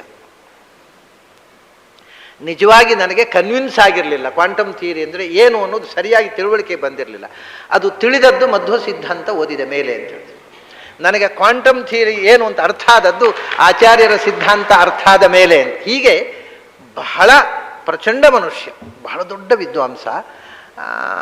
ಮಾಡರ್ನ್ ಸೈನ್ಸ್ನಲ್ಲಿಯೂ ಅಷ್ಟೇ ಸಿಂಪಲ್ ಮನುಷ್ಯ, ಅಷ್ಟೇ ಸಿಂಪಲು. ಯಾವತ್ತೂ ತಾನು ಇಂಗ್ಲೀಷ್ನಲ್ಲಿ ತುಂಬ ಓದಿದ್ದೇನೆ ಅಂತ ಅವರು ತುಂಬ ಕಡೆ ನೋಡಿದ್ದಾನೆ. ನಾನು ಇಲ್ಲಿಗೆ ಬಂದಿದ್ದಾಗ, ನೀವು ಎಲ್ಲಿ ಅಮೇರಿಕಾದಲ್ಲಿ ಏನು ಮಾಡ್ತಾ ಇದ್ದೀರಿ? ನಾನು ಅಮೇರಿಕಾದಲ್ಲಿ ರಾಚೆಸ್ಟರ್ ಯೂನಿವರ್ಸಿಟಿಯಲ್ಲಿ professor, head of the department, ಹೀಗೆ ಹೇಳುವುದೇ ಇಲ್ಲ. ಹೊಟ್ಟೆಪಾಡಿಗಾಗಿ ಅಮೇರಿಕಾದಲ್ಲಿ ಕೆಲಸ ಮಾಡಿಕೊಂಡಿದ್ದೇನೆ ಅಷ್ಟೇ. ತಾನು ಪ್ರೊಫೆಸರ್ ಅಂತ ಕೂಡ ಹೇಳುವುದಿಲ್ಲ. ಇಷ್ಟು ಸಿಂಪಲ್ ಮನುಷ್ಯ. ಯಾವತ್ತೂ ತನ್ನ ಹೆಗ್ಗಳಿಕೆಯನ್ನು ಹೇಳಿಕೊಳ್ಳುವುದಿಲ್ಲ. ನಿರಹಂಕಾರ ಅಂದರೆ ಟು ದ ಕೋರ್. ಸಿದ್ಧಾಂತದ ದೀಕ್ಷೆ ಅನ್ಯಾದೃಶ. ಕೃಷ್ಣಾಷ್ಟಮಿ ಮಧ್ವನವಮಿಯನ್ನು ಮನೆಯಲ್ಲಿ ತಪ್ಪದೇ ಆಚರಿಸ್ತಾರೆ. ಅಲ್ಲಿ ಅವರ ಹೆಂಡತಿ ಮಡಿ ಉಟ್ಟು ಚಕ್ಕುಲಿ ಉಂಡೆ ಮಾಡಿಕೊಡ್ತಾರೆ ಕೃಷ್ಣಾಷ್ಟಮಿ ದಿವಸ. ಹಾಗೆ ಅಂದರೆ ಇಷ್ಟು ದೀಕ್ಷೆ, ಸಿದ್ಧಾಂತದ ಬಗ್ಗೆ ದೀಕ್ಷೆ ಇರತಕ್ಕಂಥ ಮನುಷ್ಯ. ಅವರ ದೀಕ್ಷೆ ಫಲಿಸಿತು ನೋಡಿ. ನನ್ನನ್ನು ಕರ್ಕೊಂಡು ಹೋಗಿ ಅವರ ಮನೆಯಲ್ಲಿ ದಿಗ್ಬಂಧನದಲ್ಲಿಟ್ಟರು. ಅವರು ಒಂದು 20 ದಿವಸ ದಿಗ್ಬಂಧನ ಅಂದರೆ ಅವ್ರ ಮನೆಯಲ್ಲಿ ಕ್ಯಾಂಪು, ಸಾಯಂಕಾಲ ಪ್ರವಚನ, ಉಪನ್ಯಾಸ. ಅವರು ಗಂಡ ಹೆಂಡತಿ ಉದ್ಯೋಗಕ್ಕೆ ಹೋಗೋರು, ಮನೆಯಲ್ಲಿ ನಾನೊಬ್ಬರೇ ಬೀಗ ಹಾಕಿ ಹೋಗಿ ಅಂತ ಹೇಳ್ತಿದ್ದೆ. ಅದಕ್ಕೆ ದಿಗ್ಬಂಧ. ಒಂದು 20 ದಿವಸ ಬೀಗ ಹಾಕಿಟ್ರು ನನ್ನನ್ನು ಅವ್ರ ಮನೆಯಲ್ಲಿ. ಸಾಯಂಕಾಲ ನನ್ನ ಉಪನ್ಯಾಸ ಕರ್ಕೊಂಡು ಹೋಗ್ತಿದ್ರು. ಆಮೇಲೆ ಅವರು ಕೆಲಸ ಮುಗಿಸಿ ಬರೋ ತನಕ ಮನೆಯಲ್ಲಿ ಯಾರೂ ಇಲ್ಲ. ಆಗ ಅವರ ಆ ಆಚಾರ್ಯ ಮಧ್ವರ ಮೇಲಣ ಅವರ ಆ ಭಕ್ತಿ ಉಂಟಲ್ಲ, ಅದರ ಪರಿಣಾಮ ಅಂತ ಕಾಣುತ್ತೆ. ಆ 20 ದಿವಸದಲ್ಲಿ ಕೂತಾಗ ನನಗೆ ಅನಿಸಿದ್ದು, ಬೆಳಗಿನ ಸಂಜೆಯ ತನಕ ದಿನಕ್ಕೊಂದು ಸರ್ಗ ಮಧ್ವಿಜಯ ಅನುವಾದ ಮಾಡೋಣ ಅಂತ ನನಗೆ ಅಲ್ಲೇ ಟೆಂಪ್ಟೇಷನ್ ಬಂದದ್ದು. ಹಾಗೆ 16 ದಿವಸದಲ್ಲಿ 16 ಸರ್ಗವನ್ನು ಅವ್ರ ಮನೇಲಿ ಕೂತು ಅನುವಾದ ಮಾಡಿದ್ದೆ. ಅವರ ಮನೆಯ ಇನ್ನೊಂದು ವಿಷಯ ಹೇಳಬೇಕು ನಾನು. ಅದು ತುಂಬ ದೊಡ್ಡದಿಲ್ಲ ಮನೆ, ಅಂದರೆ ಅಮೇರಿಕದ ಪಾಶ್ ಮನೆಗಳ ದೃಷ್ಟಿಯಲ್ಲಿ ಎಲ್ಲ ಸೌಕರ್ಯಗಳಿದೆ. ಪಾಶ್ ಅವರ ಹೆಂಡತಿಗೆ ಏನು ಅಂದರೆ, ಇವರು ಯೂನಿವರ್ಸಿಟಿಯಲ್ಲಿ ಹೆಡ್ ಆಫ್ ದಿ ಡಿಪಾರ್ಟ್ಮೆಂಟ್, ತುಂಬ ಅನುಕೂಲವಾಗಿದ್ದಾರೆ. ಅದರಿಂದ ಇದಕ್ಕಿಂತ ನಮ್ಮ ಕೊಲೀಗ್ಸ್ ಎಲ್ಲ ಇನ್ನೂ ದೊಡ್ಡ ಬಂಗ್ಲೆಯಲ್ಲಿದ್ದಾರೆ. ನಾವಿನ್ನೂ 10 ವರ್ಷ ಹಿಂದಿನ ಈ ಹಳೆ ಮನೆಯಲ್ಲಿದ್ದೇವೆ, ಮನೆ ಬದಲಿಸೋಣ ಅಂತ. ಇವರಿಗೆ ಎರಡು ಒಂದೇ, ಬದಲಾದರೂ ಒಂದೇ, ಇದ್ದರೂ ಒಂದೇ. ದೊಡ್ಡ ಮನೆ ಹೋಗಿ ಏನಾಗಬೇಕಾಗಿದೆ ಅಂತ ಇವರು ತುಂಬ ಫಿಲಸಾಫಿಕಲ್ ಅವರು. ಸರಿ, ಈ ಕಡೆ ಹೆಂಡತಿ ಅಪೇಕ್ಷೆ ಅಂತ ಇವರು ಮನೆ ನೋಡ್ತಾ ಇದ್ರು. ಆವಾಗ ನಾನು ಇದ್ದೆ ಅಮೇರಿಕಾದಲ್ಲಿ. ಅವ್ರು ಹೇಳಿದರು, ಆಚಾರ್ಯರೇ, ನಾನು ಮನೆ ಬದಲಿಸಬೇಕಾದರೆ ನಿಮ್ಮನ್ನು ಕರ್ಕೊಂಡು ಹೋಗ್ತೇನೆ, ನೀವು ನೋಡಿ ಈ ಮನೆ ಆಗಬಹುದು, ಇದನ್ನು ತಗೊಳ್ಳಿ ಅಂತ ಹೇಳಿ ತಗೊಳ್ತೇನೆ, ಇದು ತಗೊಳ್ಳೋಲ್ಲ ಅಂತ ಹೇಳಿ ನನ್ನ ಮೇಲೆ ಭಾರ ಹಾಕಿದರು. ಕಡೆಗೆ ನಾನೊಂದು ಮನೆಯನ್ನು ತೋರಿಸಿ ಇದನ್ನು ತಗೊಳ್ಳಿ ಅಂತ ಹೇಳಿ ಬಂದೆ. ಅದನ್ನು ತೊಗೊಂಡ್ರು ಆಮೇಲೆ.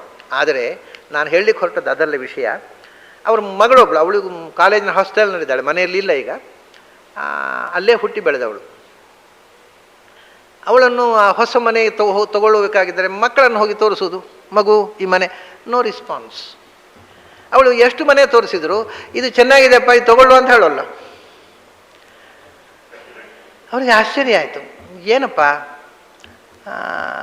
ನೀನು ಯಾವ ಮನೆ ತೋರಿಸಿದ್ರು ಏನು ನಿನ್ನ ರಿಯಾಕ್ಷನ್ ತೋರಿಸೋಲ್ಲ, ಸೈಲೆಂಟ್ ಆಗಿದ್ದಿ ಏನು? ಅದಕ್ಕೆ ಆ ಹುಡುಗಿ ಏನು ಹೇಳ್ತಾಳೆ ಗೊತ್ತಾ? ಅಂದರೆ ಆ ಮನೆಯ ಒಂದು ಸಂಸ್ಕಾರವನ್ನು ನಿಮಗೆ ತಿಳಿಸ್ತಾ ಇರೋದು ನಾನು. ಪ್ರಾಯ ಅವ್ರಿಗೆ ಗೊತ್ತಾದರೆ ಬೈತಾರೆ, ನನ್ನ ಬಗ್ಗೆ ಹೀಗೆಲ್ಲ ಪ್ರಚಾರ ಮಾಡಿಬಿಟ್ರಿ ಬೆಂಗಳೂರಿನಲ್ಲಿ ಅಂತ. ಯಾವ ತನ್ನ ವಿಷಯವನ್ನು ಇನ್ನೊಬ್ಬರ ಹೇಳಿಕೊಳ್ಳೋ ಮನುಷ್ಯ ಅಲ್ಲ ಅವರು. ಆ ಮಗು ಏನು ಹೇಳ್ತು ಗೊತ್ತುಂಟ? ಅಪ್ಪ ಅದಕ್ಕಿಂತ ಸ್ವಲ್ಪ ಮುಂಚೆ ಅಲ್ಲಿ ಪುತ್ತಿಗೆ ಸ್ವಾಮಿರು ಹೋಗಿದ್ದರಲ್ಲಿ ಅವ್ರ ಮನೆಯಲ್ಲಿ ಪೂಜೆ ಮಾಡಿದ್ರಂತೆ. ಮಧ್ವಾಚಾರ್ಯರ ಪೀಠದಲ್ಲಿ ಕೂತ ಯತಿಗಳು ಮಧ್ವಾಚಾರ್ಯರು ಕೊಟ್ಟ ಪ್ರತಿಮೆಯನ್ನು ಪೂಜೆ ಮಾಡಿದ ಮನೆ ಇದು. ಇದು ಚಿಕ್ಕದಂತ ಇದನ್ನು ಬಿಟ್ಟು ದೊಡ್ಡ ಮನೆ ಯಾಕೆ ಹೋಗಬೇಕು? ಇದು ಮಗಳು ಕೇಳಿದ ಪ್ರಶ್ನೆ. ಅಂದರೆ ಇಡೀ ಮನೆಯಲ್ಲಿ ಒಂದು ಮಾಧ್ವ ಸಂಸ್ಕಾರ ಹೇಗಿದೆ ಪ್ರಜ್ಞೆ ನಮ್ಮಲ್ಲಿ ಅನೇಕ ಜನಕ್ಕಿಲ್ಲ. ಸುಮ್ಮನೆ ಅವನ ಅಯೋಗ್ಯ ಇವನು ಮೂರ್ಖ ಅಂತ ಬೈಯೋದಷ್ಟೇ ಮಧ್ವ ಸಿದ್ಧಾಂತ ಅಂತ ತಿಳ್ಕೊಂಡವರೇ ಬಹಳ ಜನ ಇರೋದು. ಮಧ್ವ ಸಿದ್ಧಾಂತ ಒಳಗೇ ಹೋಗೋದಿಲ್ಲ. ಅಂಥ ಒಂದು ಮನೆ ಅದು. ಹಾಗಾಗಿ ಆ ಮನೆಯಲ್ಲಿ ಕೂತಾಗ ನನಗೆ ದಿನಕ್ಕೊಂದು ಸರ್ಗ ಮಧ್ವಿಜಯವನ್ನು ಕನ್ನಡಕ್ಕೆ ಅನುವಾದ ಮಾಡಬೇಕು ಅಂತ ಕಂಡಿತು. ಹಾಗೆ ಕೂತು 16 ದಿವಸದಲ್ಲಿ 16 ಸರ್ಗ ಅನುವಾದ ಮಾಡಿದೆ. ಅಥವಾ ಒಂದೆರಡು ದಿವಸ ಹೆಚ್ಚಿಗೆ ಮತ್ತೆ ಅದನ್ನು ಫೇರ್ ಮಾಡೋದಕ್ಕೆ ಅಂತ ಒಟ್ಟಿಗೆ ಒಂದು 10-20 ದಿವಸದಲ್ಲಿ ಈ ಕೆಲಸ ಮುಕ್ತಾಯ ಆಯಿತು. ಆದರೆ ಅಲ್ಲಿಗೆ ಬಿಡಲಿಲ್ಲ ನಾನು. ಇದರಲ್ಲಿ ಒಂದು ಆಗ ಹೇಳಿದೆ ಕೆಲವು ಐತಿಹಾಸಿಕ ವಿಷಯಗಳ ಶುದ್ಧ ಅರ್ಥವನ್ನು ಕೊಡುವ ಪ್ರಯತ್ನ ಮಾಡಿದೆ ಅಂತ. ಎರಡನೇದಾಗಿ ನನಗೆ ಕಂಡಿತು ಮಧ್ವ ವಿಜಯವನ್ನು ಮೂಲದಲ್ಲಿ ಇದ್ದ ಹಾಗೆ ಕನ್ನಡ ಅನುವಾದ ಮಾಡಬೇಕು ಅಂತ.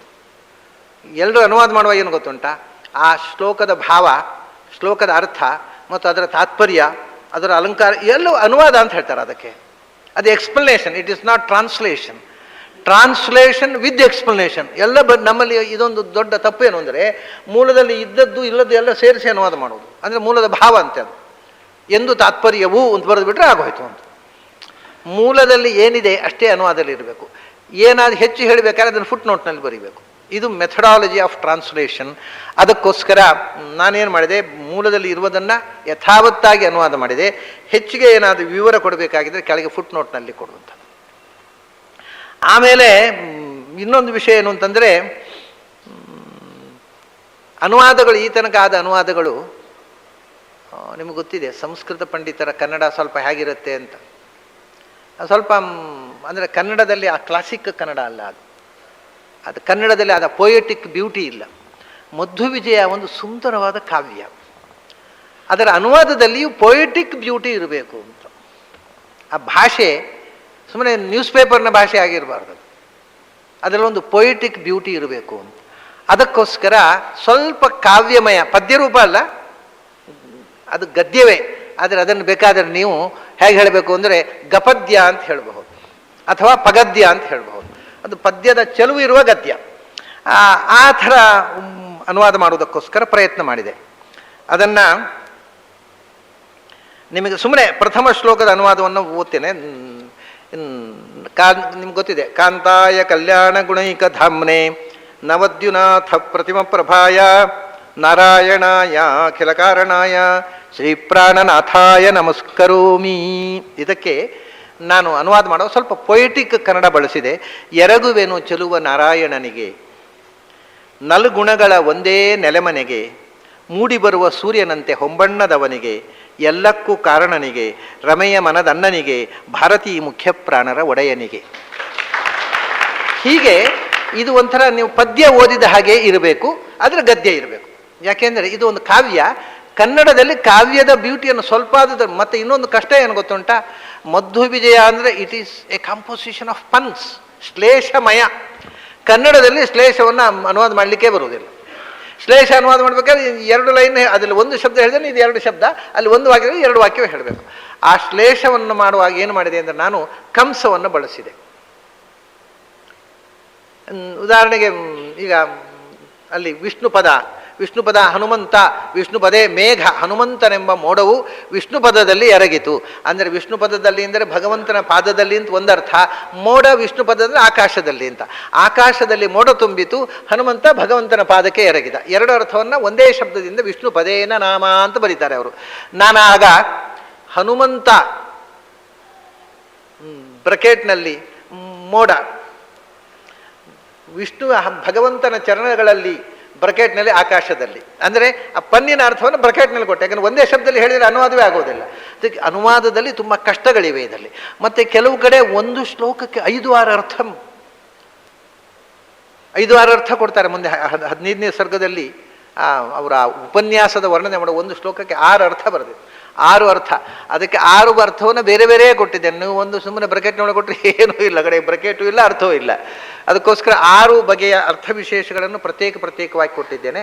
ಅಂತೂ ಇದನ್ನು ಆದಷ್ಟು ಕ್ರಿಸ್ಪ್ ಆಗಿ, ಆದಷ್ಟು ಕಾವ್ಯಮಯವಾಗಿ ಬರೆಯುವಂಥ ಪ್ರಯತ್ನ ಮಾಡಿದ್ದೇನೆ. ಶುದ್ಧವಾದ ವೇದಾಂಗ ತೀರ್ಥರ ಕಾಲದ, ಅತ್ಯಂತ ಪ್ರಾಚೀನ ಕಾಲದ ಟೆಕ್ಸ್ಟ್ ಇದೆ. ಪಾರಾಯಣ ಮಾಡಲಿಕ್ಕೆ ದೊಡ್ಡ ಅಕ್ಷರ ವಯಸ್ಸಾದವರು ನಮ್ಗೆ ಕಾಣೋಲ್ಲ ಅಂತ ಕೆಲವರು ಇರ್ತದೆ, ಅದಕ್ಕೆ ಸ್ವಲ್ಪ ದೊಡ್ಡ ಫ್ಯಾಟು ಶ್ಲೋಕ ಇದೆ, ಅದರ ಕೆಳಗೆ ಅದರ ಒಟ್ಟಿಗೆ ಕೆಳಗಿನಿಂದ ಅನುವಾದ ಇದೆ ಮತ್ತು ಹಿಂದಿನ ಪಾಠದಂತೆ ಇದೆ. ಇದು ಈಗದ ಪಾಠದಂತೆ 1008 ಶ್ಲೋಕಗಳು, ಪ್ರಾಚೀನ ಪಾಠದಲ್ಲಿ 1006 ಶ್ಲೋಕಗಳು, ಅಷ್ಟೇ ಶ್ಲೋಕಗಳನ್ನು ಕೊಟ್ಟಿದ್ದೇನೆ. ಕೆಳಗೆ ಫುಟ್ನೋಟ್ನಲ್ಲಿ 2 ಶ್ಲೋಕ ಈಗ ಪ್ರಚಲಿತ ಪಾಠದಲ್ಲಿದೆ ಅಂತ ಕೊಟ್ಟಿದ್ದೇನೆ. ಮತ್ತೆ ಮುನ್ನುಡಿ, ವಿಸ್ತಾರವಾಗಿ ಮುನ್ನುಡಿ ಬರೋದು ಈ ಗ್ರಂಥದ ಹಿನ್ನೆಲೆ, ಆಚಾರ್ಯರ ಚರಿತ್ರೆಯಲ್ಲಿ ಈ ಗ್ರಂಥದ ಪಾತ್ರ, ಇದರ ವೈಶಿಷ್ಟ್ಯ, ಇದರ ಕಾವ್ಯಾತ್ಮಕವಾಗಿ ಇದರ ವೈಶಿಷ್ಟ್ಯ, ಇತಿಹಾಸವಾಗಿ ಒಂದು ಬಯೋಗ್ರಫಿಕಲ್ ಸ್ಕೆಚ್ ಆಗಿ ಇದರ ವೈಶಿಷ್ಟ್ಯ, ನಾರಾಯಣ ಪಂಡಿತರು ಅವರ ಮನೆತನದ ಎಲ್ಲ ಹಿನ್ನೆಲೆ ಅದನ್ನು ವಿಸ್ತಾರವಾಗಿ, ಮತ್ತು ಇದನ್ನು ಅವರು ಕೆಲವು ಸಂಗತಿಗಳನ್ನು ನಮಗೆ ಗೊಂದಲ ಹೇಳುವುದಿಲ್ಲ, ಆಚಾರ್ಯರ ತಂದೆ ತಾಯಿ ಹೆಸರೇ ಹೇಳುವುದಿಲ್ಲ, ಇಂಥ ಕೆಲವು ವಿಷಯಗಳನ್ನು ಅವರು ಮುಚ್ಚಿಟ್ಟದ್ದನ್ನು ಅದರ ಬಗ್ಗೆ ಎಲ್ಲ ಇವರು ಸುಮಾರು 50 ಪುಟಗಳ ಮುನ್ನುಡಿಯನ್ನು ಸೇರಿಸಿದ್ದೇನೆ. ಆಮೇಲೆ ಕೊನೆಗೆ ಇದರಲ್ಲಿ ಬರತಕ್ಕಂಥ ಅಲಂಕಾರಗಳು, ಶಬ್ದಾಲಂಕಾರಗಳು, ಚಕ್ರಬಂಧ, ಅವೆಲ್ಲ ಬಂಧ ಕಾವ್ಯಗಳಿವೆ. ಆ ಬಂಧಗಳ ಬಗ್ಗೆ ಕನ್ನಡದಲ್ಲಿ ವಿವರ ಕೊಟ್ಟು ಆ ಬಂಧಗಳನ್ನು ಸ್ಕೆಚ್ ಕೊಟ್ಟಿದ್ದೇನೆ. ಆಮೇಲೆ ಇನ್ನೊಂದೇನು ಅಂತಂದರೆ ಶಬ್ದಾಲಂಕಾರ, ಚಿತ್ರಕಾವ್ಯ. ಆಮೇಲೆ ದೇವತಾ ತಾರತಮ್ಯ ನಮ್ಮ ಸಿದ್ಧಾಂತದ ಬಹಳ ಮುಖ್ಯ ಸಂಗತಿ, ಅದು ಆಚಾರ್ಯರ ಸಿದ್ಧಾಂತ ತಿಳ್ಕೊಳ್ಳೋದು, ಅದಕ್ಕೋಸ್ಕರ ಕನ್ನಡದಲ್ಲಿ ದೇವತಾ ತಾರತಮ್ಯವನ್ನು ಕೊಟ್ಟಿದ್ದೇನೆ ಪರಿಶಿಷ್ಟದಲ್ಲಿ. ಆಮೇಲೆ ಆಚಾರ್ಯರಿಗೆ ಸಂಬಂಧಪಟ್ಟು ಆಚಾರ್ಯರ ಕಾಲನಿರ್ಣಯಕ್ಕೆ ಪೂರಕವಾದ ಶಾಸನಗಳು ಯಾವುದೆಲ್ಲ ಈಗ ಸಿಕ್ಕಿವೆ. ಒಂದು ಉಡುಪಿ ಹತ್ತಿರವೇ ಸಿಕ್ಕಿದೆ ಒಂದು ಶಾಸನ, ಬಾರ್ಕೂರ್ನ ಹತ್ತಿರ, ಮತ್ತು ನರಹರಿ ತೀರ್ಥರ ಶಾಸನ. ಆ ಶಾಸನಗಳ ಪಾಠ ಮತ್ತು ಅದರ ವಿವರಗಳನ್ನು ಕೊಟ್ಟಿದ್ದೇನೆ. ಇಷ್ಟು ಸಂಗತಿಗಳು ಇದರಲ್ಲಿದೆ. ಮತ್ತು ಕೊನೆಯಲ್ಲಿ ಮಧ್ವ ವಿಜಯದಲ್ಲಿ ಉಲ್ಲೇಖಗೊಂಡ ಆ ಕಾಲದ ವ್ಯಕ್ತಿಗಳು ಯಾರ್ಯಾರು, ಮಧ್ವ ವಿಜಯದಲ್ಲಿ ಉಲ್ಲೇಖಗೊಂಡ ಆಚಾರ್ಯ ವಿಸಿಟ್ ಮಾಡಿರ್ತಕ್ಕಂಥ ಸ್ಥಳಗಳು ಯಾವುದು, ಆ ಸ್ಥಳಗಳಿಗೆ ಇವತ್ತು ಏನು ಹೆಸರು, ಯಾಕಂದರೆ ಆ ಹೆಸರು ಈಗ ಇಲ್ಲ, ಆ ಎಲ್ಲ ವಿವರಗಳನ್ನು ಕೊನೆಗೆ ಪರಿಶಿಷ್ಟದಲ್ಲಿ ಕೊಟ್ಟಿದ್ದೇನೆ. ಮತ್ತು ಇದರಲ್ಲಿ ಬರತಕ್ಕಂಥ ವಿಶೇಷವಾಗಿ ಆಚಾರ್ಯರ ಬಗ್ಗೆ ಮತ್ತು ಪ್ರಾಣದೇವರ ಬಗ್ಗೆ, ವಿಶೇಷವಾಗಿ ಮಧ್ವಾಚಾರ್ಯರ ಬಗ್ಗೆ ಎಷ್ಟು ಹೆಸರುಗಳು ಬಂದಿವೆ ಅಂತ. ಮಧ್ವಾಚಾರ್ಯರ ಬಗ್ಗೆ ಅವರು ಉಲ್ಲೇಖ ಮಾಡೋ ಬೇರೆ ಬೇರೆ ಪದಗಳುಂಟಲ್ಲ, ಒಟ್ಟು 260 ಪದಗಳಲ್ಲಿ ಮಧ್ವಾಚಾರ್ಯ ಬೇರೆ ಬೇರೆ ನಾಮಗಳಿಂದ ಕರೆದಿದ್ದಾರೆ.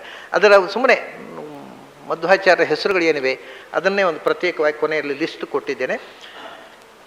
ಹೀಗೆ ಒಂದು ದೃಷ್ಟಿಯಿಂದ ಮಧ್ವವಿಜಯಕ್ಕೆ ಸಂಬಂಧಪಟ್ಟು ಅಧ್ಯಯನ ಮಾಡುವವರಿಗೆ ಒಂದು ಸಮಗ್ರವಾದ, ಇನ್ಯಾವುದೋ 10 ಪುಸ್ತಕಗಳ ರೆಫರೆನ್ಸ್ ನೋಡದೆ ಇದರಲ್ಲೇ ಎಲ್ಲ ವಿವರಗಳು ಸಿಗುವಂತೆ ಸಾಕಷ್ಟು ಪ್ರಯತ್ನ ಪಟ್ಟಿದ್ದೇನೆ.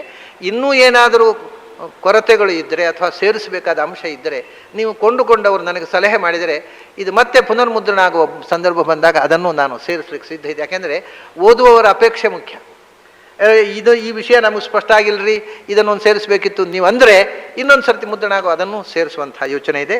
ಈ ಎಲ್ಲ ಪ್ರಾಯ ಇಷ್ಟು ವಿಷಯಗಳನ್ನು ನಾನು ಇದರ ಬಗ್ಗೆ ಹೇಳಬೇಕಾದ. ಅದರ ನಂತರ ನಾನು ಹೇಳಿಕೊಟ್ಟದ್ದು ಅವರ ಮನೆಯಿಂದ ಬಂದ ಮೇಲೆ ಅಲ್ಲಿಗೆ ಮುಗಿಸಲಿಲ್ಲ, ಅದನ್ನು ಮತ್ತೆ ಪುನಃ ಅನೇಕ ಬಾರಿ ರೀರೈಟ್ ಮಾಡಿದ್ದೇನೆ. ಯಾಕೆಂದರೆ ನನ್ನ ಮನಸ್ಸಿಗೆ ಸಮಾಧಾನ ಆಗುವ ತನಕ ರೀರೈಟ್ ಮಾಡ್ತಾ ಹೋಗಿದ್ದೇನೆ.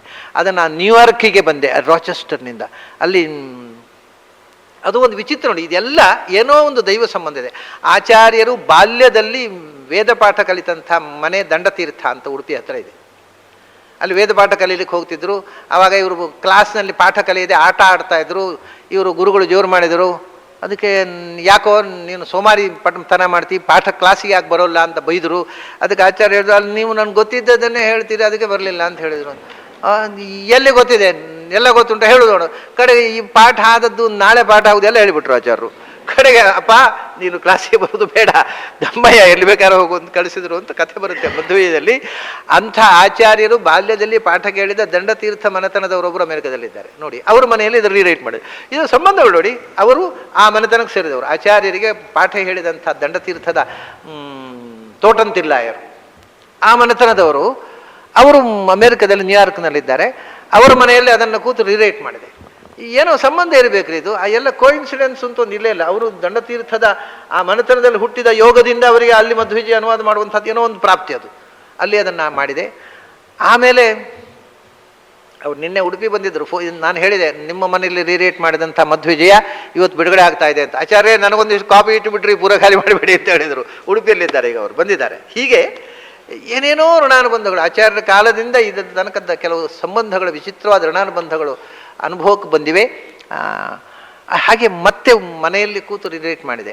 ಅಲ್ಲಿಗೆ ಮುಗಿಯಲಿಲ್ಲ, ಬದರಿಯವರಿಗೆ ಇದನ್ನು DTP ಮಾಡಲಿಕ್ಕೆ ಕೊಟ್ಟೆ. ಅವರು DTP ಮಾಡಿ ಕೊಟ್ಟ ಮೇಲೆ ಪುನಃ ರಿಲೇಟ್ ಮಾಡಿದೆ. ಬೇರೆ ಯಾರಾದರೆ ಅದನ್ನು ಡಬಲ್ ಚಾರ್ಜ್ ಆಗುತ್ತೆ, ಅದೆಲ್ಲ ಆಗೋದಿಲ್ಲ. ಅದನ್ನು ಒಂದು ಸರ್ತಿ ಪೂರ ಇನ್ನು ರಿಲೇಟ್ ಮಾಡೋದನ್ನು ಕೊಟ್ಟು ಆಮೇಲೆ ಕೊಡಿ, ನಮಗೆ ಉಪದ್ರ ಕೊಡಬೇಡಿ ಅಂತ ಹೇಳ್ತಿದ್ರು. ನೀವು ಎಷ್ಟು ಬೇಕಾದ್ರೆ ರಿಲೇಟ್ ಮಾಡಿ ಅಂತ ಉಪದ್ರ ಕೊಡಿ ಅಂತ ಹೇಳೋ ಒಬ್ಬರು DTP ಮಾಡೋರು ಸಿಕ್ಕಿದ್ರು, ಅದು ಬದರಿಯವರು. ಅವ್ರು ನೀವು ಎಷ್ಟು ಬೇಕಾದ್ರೆ ರಿಲೇಟ್ ಮಾಡಿ, ನೀವು ಎಷ್ಟು ಬೇಕಾದ್ರೆ ಉಪದ್ರ ಕೊಡಿ, ಅದು ಚಂದ ಬರಬೇಕು, ಏನು ಬೇಕಾದ್ರೆ ಮಾಡಿ, ಎಷ್ಟು ಉಪದ್ರ ಆದರೂ ಅಡ್ಡಿಲ್ಲ, ನಾ ಮಾಡ್ತೀನಿ ಅಂತ ಕೂತ್ರು ಅವರು. ಹಾಗೆ ಅಂಥ ಒಬ್ಬರು ಸಂಸ್ಕೃತ ವಿದ್ವಾಂಸರು ನಮಗೆ DTP ವರ್ಕ್ ಮಾಡಿಕೊಡ್ಲಿಕ್ಕೆ ಸಿಕ್ಕಿದ್ರು. ಇಲ್ಲದಿದ್ದರೆ ಈ ಇದಾದರೂ ಆಗ್ತಿತ್ತೇನೋ, ಸಂಸ್ಕೃತ ಪುಸ್ತಕ ಅಂತೂ ಹೊರಗೆ ಬರ್ತಿರಲಿಲ್ಲ. ಈಗ ಇನ್ನೂ ಕೂಡ ನೆಕ್ಸ್ಟು ಪಲಿಮಾರ್ ಶ್ರೀಗಳವರು ಮಹಾಭಾರತ ತಾತ್ಪರ್ಯ ನಿರ್ಣಯ ಎಡಿಟ್ ಮಾಡಬೇಕು ಅಂತ ಹೇಳಿದ್ದಾರೆ. ಇಷ್ಟೊತ್ತಿಗೆ ಬರಬೇಕಿತ್ತದು. ಈಗ ಮಧ್ವಿಜಯದಿಂದಾಗಿ ಮೊದಲು ನಿಧಾನ ಆಯಿತು, ಸಂಸ್ಕೃತ ಮಧ್ವಿಜಯ. ಅದರ ನಂತರ ಉಪನಿಷತ್ತು ಮೊನ್ನೆ ಬಿಡುಗಡೆ ಆಯ್ತಲ್ಲ, ಅದರಿಂದಾಗಿ ಮತ್ತು ಸ್ವಲ್ಪ ವಿಳಂಬ ಆಯಿತು. ಅದರ ನಂತರ ಈಗ ಅದನ್ನು ಎತ್ಕೊಂಡಿದ್ದೇನೆ. ಇವಾಗಲೇ 15 ಅಧ್ಯಾಯಗಳದ್ದಾಗಿದೆ, 32 ಅರ್ಧಾಂಶ ಎಡಿಟ್ ಆಗಿದೆ.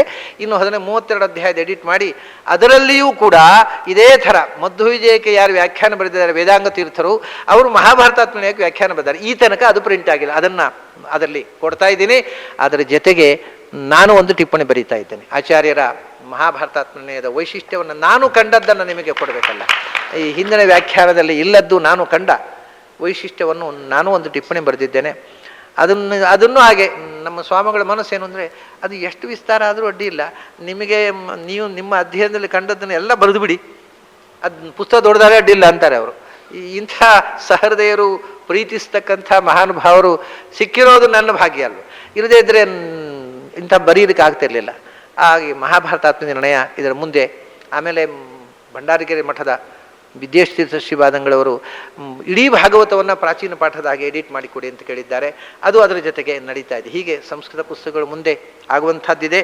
ಅದೆಲ್ಲ ಮುಂದೆ ಇನ್ನೂ 1 ತಿಂಗಳು, ಇನ್ನು 6 ತಿಂಗಳು, 6 ತಿಂಗಳು, 1 ವರ್ಷ, 6 ತಿಂಗಳು, 1 ವರ್ಷ ಅಂತರದಲ್ಲಿ ಪ್ರತಿ ವರ್ಷ 1-2 ಪುಸ್ತಕ ನಿಮ್ಮ ಕೈಗೆ ಸಿಗಬಹುದು ಅಂತ ಅನ್ನತಕ್ಕಂಥ ಮಾತನ್ನು ಹೇಳಿಕೊಂಡು, ಈ ಪುಸ್ತಕ ಶ್ರೀಗಳವರು ಬಿಡುಗಡೆ ಮಾಡಿದ ಶ್ರೀಗಳವರ ಆಶೀರ್ವಚನದ ರಕ್ಷೆ ಇದಕ್ಕೆ ದೊರಕಲಿ ಅಂತ ಕೇಳಿಕೊಂಡು ಅವರು 2 ಮಾತಾಡಬೇಕು ಅಂತ ಪ್ರಾರ್ಥಿಸಿ ನನ್ನ ಮಾತನ್ನು ಮುಗಿಸ್ತಾ ಇದ್ದೇನೆ.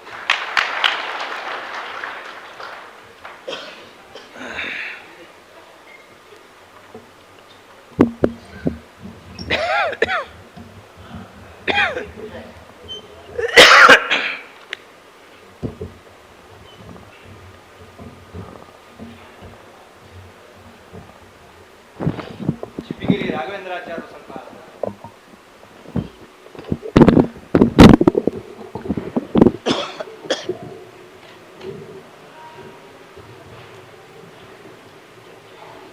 ವ್ಯಾಸಾಯ ಭವನಾಶಾಯ ಶ್ರೀಶಾಯ ಗುಣರಾಶಯೇ ಹೃದ್ಯಾಯ ಶುದ್ಧವಿದ್ಯಾಯ ಮಧ್ವಾಯ ಚ ನಮೋ ನಮಃ.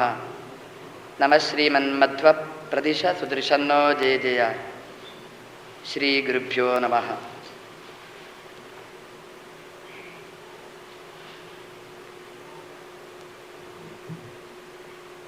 ಮಧ್ವವಿಜಯ ನಾರಾಯಣ ಪಂಡಿತಾಚಾರ್ಯರು ರಚನೆ ಮಾಡಿರತಕ್ಕಂಥದ್ದು ಎಷ್ಟು ಪುಣ್ಯ ಅದರದ್ದು ಅಂತಂದರೆ, ಈ ಕೃತಿಯನ್ನು ಅವರು ಬರೆದಿರತಕ್ಕ ಕೃತಿ ಇರ್ಬೋದು, ಅವರು ಅಪ್ಪ ಬರೆದಿರತಕ್ಕಂತಹ ವಾಯುಸ್ತುತಿ ಕೃತಿ ಇರ್ಬೋದು. ಇದನ್ನು ಬರೀ ಗೃಹಸ್ಥರು ಮಾತ್ರ ಪಾರಾಯಣ ಮಾಡುವುದಲ್ಲ, ಎಲ್ಲ ಪೀಠಾಧಿಪತಿಗಳು ಸಹಿತ ಅದಕ್ಕೆ ಮನ್ನಣೆ ಕೊಟ್ಟು ಪಾರಾಯಣ ಮಾಡುವಂತಹ ಕೃತಿ ಇದು. ಇಡೀ ಮಾತ್ರ ಸಮಾಜ ಅದಕ್ಕೆ ಬೆಲೆ ಕೊಡತಕ್ಕಂತಹ ಕೃತಿ ಇದು ವಾಯುಸ್ತುತಿ, ಹಾಗೆ ಈ ಮಧ್ವವಿಜಯ. ಆದ್ದರಿಂದ ಇದು ಅನೂಚಾನವಾಗಿ ಮುಖೋದ್ಗತವಾಗಿ ಪಾರಾಯಣ ಮಾಡುವ ಕೃತಿಯಾಗಿ ಉಳಿದಿದೆ. ಬರೀ ಪುಸ್ತಕ ನೋಡಿ ಪಾರಾಯಣ ಮಾಡುವ ಕೃತಿ ಅಲ್ಲ ಇದು. ಇದನ್ನು ಹೇಗೆ ಹಿಂದೆ ಭಗವದ್ಗೀತೆ ಇದನ್ನೆಲ್ಲ ಮುಖೋದ್ಗತವಾಗಿ ಹೇಳ್ತಿದ್ರು ಭಾಗವತವನ್ನೆಲ್ಲ, ಹಾಗೆ ಮಧ್ವವಿಜಯ ಮುಖೋದ್ಗತವಾಗಿ ನಿತ್ಯ ಪಾರಾಯಣ ಮಾಡತಕ್ಕಂತಹ ಕೃತಿ. ಅದನ್ನು ನಾರಾಯಣ ಪಂಡಿತಾಚಾರ್ಯರೇ ಹೇಳುವ ಹಾಗೆ ವೇದಾಂತಂ ಸ್ವಯಮಿವ ಬಂಧ ಮೋಕ್ಷ ಮೂಲಂ ಅಂತ. ಇದು ಸಂಸಾರದ ಬಂಧನದ ಬಿಡುಗಡೆಗೆ ಕಾರಣವಾದ್ದು ಅಂತ. ಹೇಗೆ ವೇದಾಂತಗಳು, ಉಪನಿಷತ್ತು, ಬ್ರಹ್ಮಸೂತ್ರಗಳು ಹೇಗೆ ಬಂಧನದಿಂದ ನಮ್ಮನ್ನು ಬಿಡುಗಡೆಗೊಳಿಸಿ ಮೋಕ್ಷಕ್ಕೆ ಕರ್ಕೊಂಡು ಹೋಗ್ತದೆ, ಅದೇ ರೀತಿಯಾಗಿ ಆಚಾರ್ಯ ಮಧ್ವರ ಜೀವನ ಚರಿತ್ರೆಯನ್ನು ನಿರೂಪಣೆ ಮಾಡುವ ಈ ಕೃತಿಗಳೆಲ್ಲ ನಮಗೆ ಭವಬಂಧನದಿಂದ ಬಿಡುಗಡೆ ಆಗಲಿಕ್ಕೆ ದಾರಿದೀವಿಗೆ ಇದೆ. ಆದ್ದರಿಂದ ಇದರ ಅಧ್ಯಯನ ನಾವು ಮಾಡಲೇಬೇಕು. ನಮ್ಮಲ್ಲಿ ಎಷ್ಟು ಸಂಪ್ರದಾಯ ಇದೆ ಅಂತಂದರೆ, ಈ ಮಧ್ವವಿಜಯವನ್ನು ಯಾರು ಚೆನ್ನಾಗಿ ಅಧ್ಯಯನ ಮಾಡ್ತಾನೆ ಅವನಿಗೆ ಇಡೀ ಸರ್ವಮೂಲ ಗ್ರಂಥವನ್ನು ಚೆನ್ನಾಗಿ ಅಧ್ಯಯನ ಮಾಡಿ ಕೃಷ್ಣಾರ್ಪಣೆ ಬಿಡುವ ಸುಯೋಗ ಅವನ ಪಾಲಿಗೆ ಬರುತ್ತೆ ಅಂತ ನಮ್ಮಲ್ಲಿ ನಂಬಿಕೆ ಅಷ್ಟು ರೂಢವಾಗಿ ಉಳಿದಿರತಕ್ಕಂಥದ್ದು. ಆದ್ದರಿಂದ ಇದು ಮಧ್ವವಿಜಯ ಅಂತ ನಾವು ಉಪೇಕ್ಷೆ ಮಾಡುವ ಹಾಗಿಲ್ಲ. ಇದನ್ನು ಪ್ರತಿಯೊಬ್ಬರೂ ಚಿಂತನೆ ಮಾಡಬೇಕಾಗಿರ್ತಕ್ಕಂಥದ್ದು ಕೃತಿ. ಒಂದು ಊರಿಗೆ ನಾನು ಹೋಗಿದ್ದೆ, ತಮಿಳುನಾಡಿಗೆ. ಅಲ್ಲಿ ಒಬ್ಬ ಹುಡುಗನಿಗೆ ತಲೆ ಸಿಡಿತ ಅಂತ. ಅವನ ತಾಯಿ ತಂದೆ ಭಾರಿ ಹೇಳಿದ್ರು, ನಾನೆಂತ ಮಾಡಲಿಕ್ಕೆ ಸಾಧ್ಯ.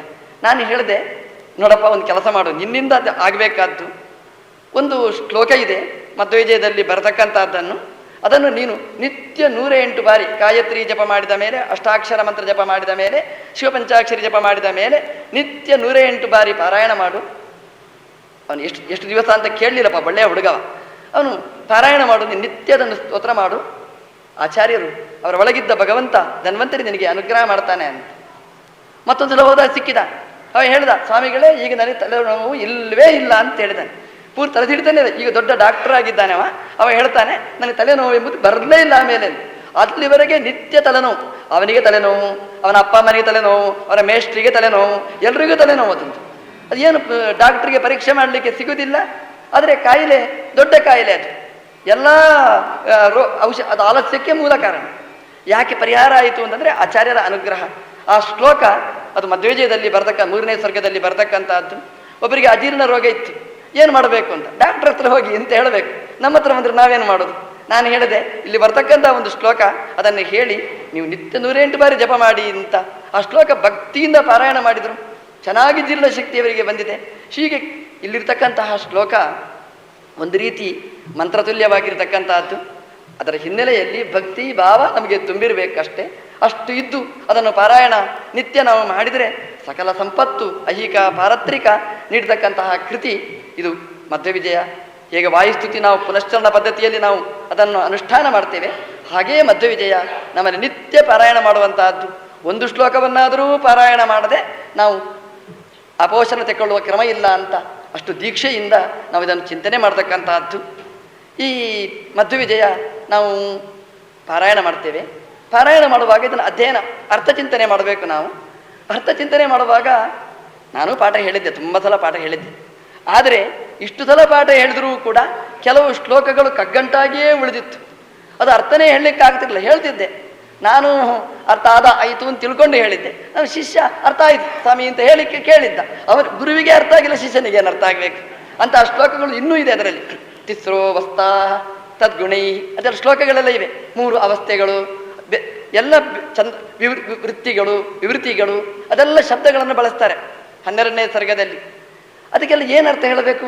ಏನಿಲ್ಲ, ಅಲ್ಲಿ ಏನುಂಟು ಅದನ್ನೇ ಹೇಳತಕ್ಕಂಥದ್ದು ಹೊರತು ಅದನ್ನು ಬಿಡಿಸಿ ಹೇಳಲಿಕ್ಕಾಗಲಿಲ್ಲ. ಗುರುಗಳಿಗೆ ಗೊತ್ತಿದ್ರಲ್ಲ ಶಿಷ್ಯನಿಗೆ ಹೇಳೋದು. ನಾನು ಕಲ್ತದ್ದು ಹಾಗೆ, ನನ್ನ ಶಿಷ್ಯನಿಗೆ ನಾನು ಪಾಠ ಹೇಳಿದ್ದು ಹಾಗೆ. ಇದಕ್ಕೆ ತಿದ್ದುಪಡಿ ಆದದ್ದು ಬನ್ನಂಜೆಯವರು ಕಲಸರ ಸಂಸ್ಕೃತದಲ್ಲಿ ಯಾವಾಗ ವ್ಯಾಖ್ಯಾನ ಬರೆದರು ಅಲ್ಲಿಂದ ಅದಕ್ಕೆ ತಿದ್ದುಪಡಿ ಆಯಿತು. ಒಳ್ಳೆಯ ವಿವರಣೆಯನ್ನು ಕೊಟ್ಟಿದ್ದಾರೆ, ದೃಷ್ಟಾಂತ ಕೊಟ್ಟು ಸುಂದರವಾಗಿ ಅದಕ್ಕೆ ವ್ಯಾಖ್ಯಾನ ಬರೆದಿದ್ದಾರೆ. ಹಾಗಾಗಿ ಆ ಶ್ಲೋಕವನ್ನು ಬಿಟ್ಟು ಹಾರಿಸಿಕೊಂಡು ನಮ್ಗೆ ಗೊತ್ತಿಲ್ಲದಿದ್ದಾಗಿ ನಾವು ಪ್ರವಚನ ಮಾಡಬೇಕಾಗಿಲ್ಲ. ಅದರಲ್ಲಿ ಕೆಲವು ತಾನ ಅನ ಎಲ್ಲ ಶಬ್ದಗಳೆಲ್ಲ ಬರುತ್ತಿದ್ರೆ ಅದು ಸಂಗೀತಕ್ಕೆ ಸಂಬಂಧಪಟ್ಟದ್ದು. ನಾವೆಲ್ಲ ವಿರಾಗಿಗಳು, ರಾಗನೇ ಇಲ್ಲ, ನಮಗೇನು ಅರ್ಥ ಆಗಬೇಕು, ಹೇಗೆ ಪಾಠ ಹೇಳಬೇಕು. ಆವಾಗ ಅದಕ್ಕೂ ಸಂಗೀತ ಶಾಸ್ತ್ರ ಅದಕ್ಕೆ ಸಂಬಂಧಪಟ್ಟಿರತಕ್ಕಂತಹ ಪೂರಕವಾಗಿರತಕ್ಕಂತಹ ಅಪೂರ್ವವಾದ ವ್ಯಾಖ್ಯಾನವನ್ನು ಅದರಲ್ಲಿ ಸಂಸ್ಕೃತದಲ್ಲಿ ಅವರು ಕೊಟ್ಟಿದ್ದಾರೆ. ವ್ಯಾಕರಣಕ್ಕೆ ಸಂಬಂಧಪಟ್ಟದ್ದು, ಛಂದಸ್ಸಿಗೆ ಕೆಲವು ಶ್ಲೋಕಗಳು ಯಾವ ಛಂದಸ್ಸು ಅಂತಲೇ ಅರ್ಥ ಆಗ್ತಿರಲಿಲ್ಲ. ಕೊನೆಗೆ ಏನೋ ಒಂದು ಛಂದಸ್ಸು ಅಂತ ಹೇಳಿ ಮುಂದುವರಿಸ್ತಿದ್ದೆವು. ಆದರೆ ಆ ಛಂದಸ್ಸನ್ನು ಸರಿಯಾಗಿ ಹೇಳಿ ಅದಕ್ಕೆ ಹಿಂದಿನ ಗ್ರಂಥಗಳನ್ನು ಅದಕ್ಕೆ ದಾಖಲೆ ಮಾಡಿಕೊಟ್ಟು ಒಳ್ಳೆಯ ವ್ಯಾಖ್ಯಾನವನ್ನು ಬರೆದಿದ್ದಾರೆ.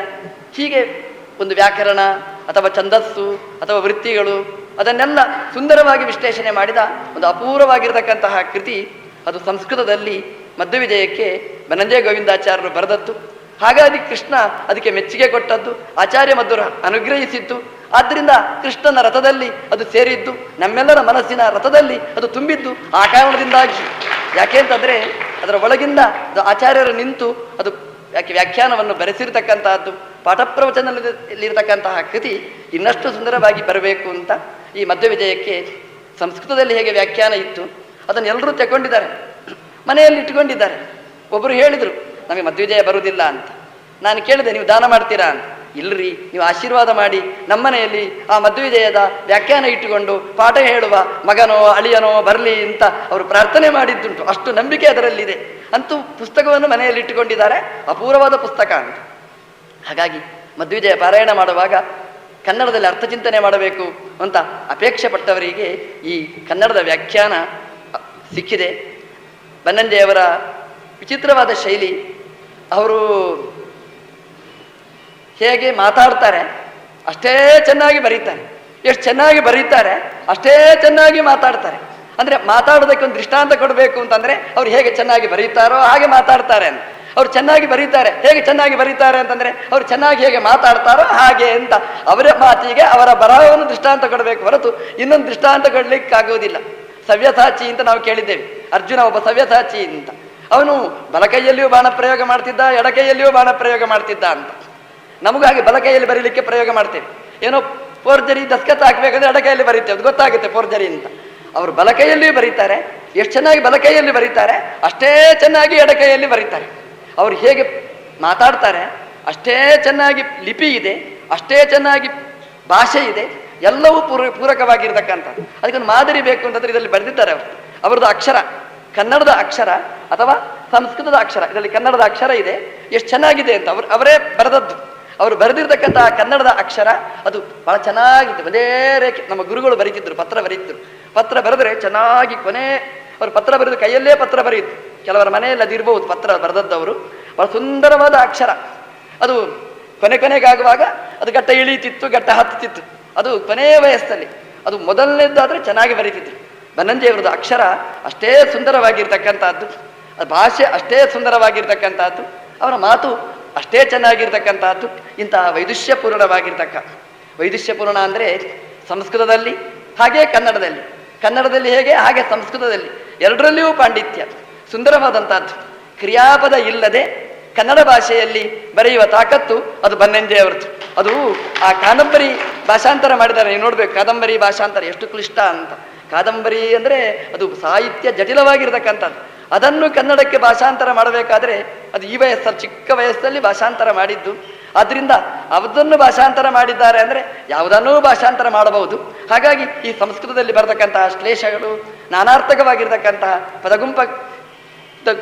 ಗುಂಪಿತವಾದಂತಹ ಈ ಕೃತಿಯನ್ನು ಭಾಷಾಂತರ ಮಾಡೋದು ಅವರಿಗೆ ಸುಲಭ ಸಾಧ್ಯವಾಯಿತು. ಇವರಿಂದ ಇಂತಹ ಕೃತಿಗಳು ಬರಲಿ, ಆದಷ್ಟು ಬೇಗ ಬರಲಿ. ಅದರ ಪ್ರಯೋಜನ ನಮ್ಮ ಸಮಾಜಕ್ಕಾಗಲಿ.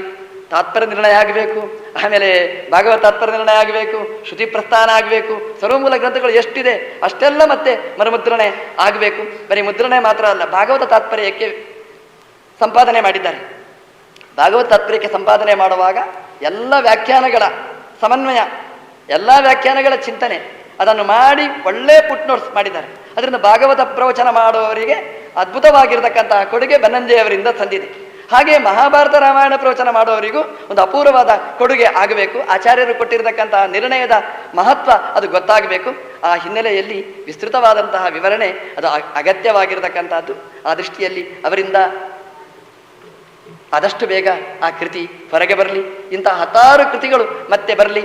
ಉಪನಿಷತ್ತಿನ ಚಂದ್ರಿಕಾ ವ್ಯಾಖ್ಯಾನ, ಅದಕ್ಕೆ ವಾಮನ ಪಂಡಿತರ ವ್ಯಾಖ್ಯಾನ, ಅದಕ್ಕೆ ಬನ್ನಂಜೆಯವರ ವ್ಯಾಖ್ಯಾನ ಸಹಿತವಾದ್ದು ಈಗಾಗಲೇ ಮುದ್ರಣವಾಗಿದೆ. ಅದು ಪಾಠ ಹೇಳುವವರಿಗೆ ಬಹಳ ಅನುಕೂಲಕರವಾಗಿರ್ತಕ್ಕಂಥದ್ದು. ಹಿಂದಿನ ಕಾಲದ ಶೈಲಿ ಇವತ್ತಿನ ಕಾಲದಲ್ಲಿ ಅದರಲ್ಲಿ ನಾವು ಮನನೆ ಮಾಡಿ ಶಬ್ದದ ಬಗ್ಗೆ, ಅರ್ಥದ ಬಗ್ಗೆ ಎಲ್ಲ ವಿಶ್ಲೇಷಣಾತ್ಮಕವಾಗಿರ್ತಕ್ಕಂತಹ ಕೃತಿ. ಅದರದ್ದು ನನಗೆ ಒಂದು ಸಲ ಕಾಪಿ ತೋರಿಸಿದ್ರು. ಬಹಳ ಅಪೂರ್ವವಾದಂತಹ ವ್ಯಾಖ್ಯಾನ. ಇಂತಹದ್ದು ಹೊಸ ಕೃತಿಗಳು, ಹಾಗೆ ಮೂಲಕ್ಕೆ ಅನುವಾದ ರೂಪವಾಗಿರತಕ್ಕಂತಹದ್ದು, ಇಂತಹ ಕೃತಿಗಳು ಅವರಿಂದ ನಿರಂತರವಾಗಿ ಹರಿದು ಬರಲಿ. ಅದರ ಪ್ರಯೋಜನ ನಮ್ಮ ಸಮಾಜಕ್ಕಾಗಲಿ.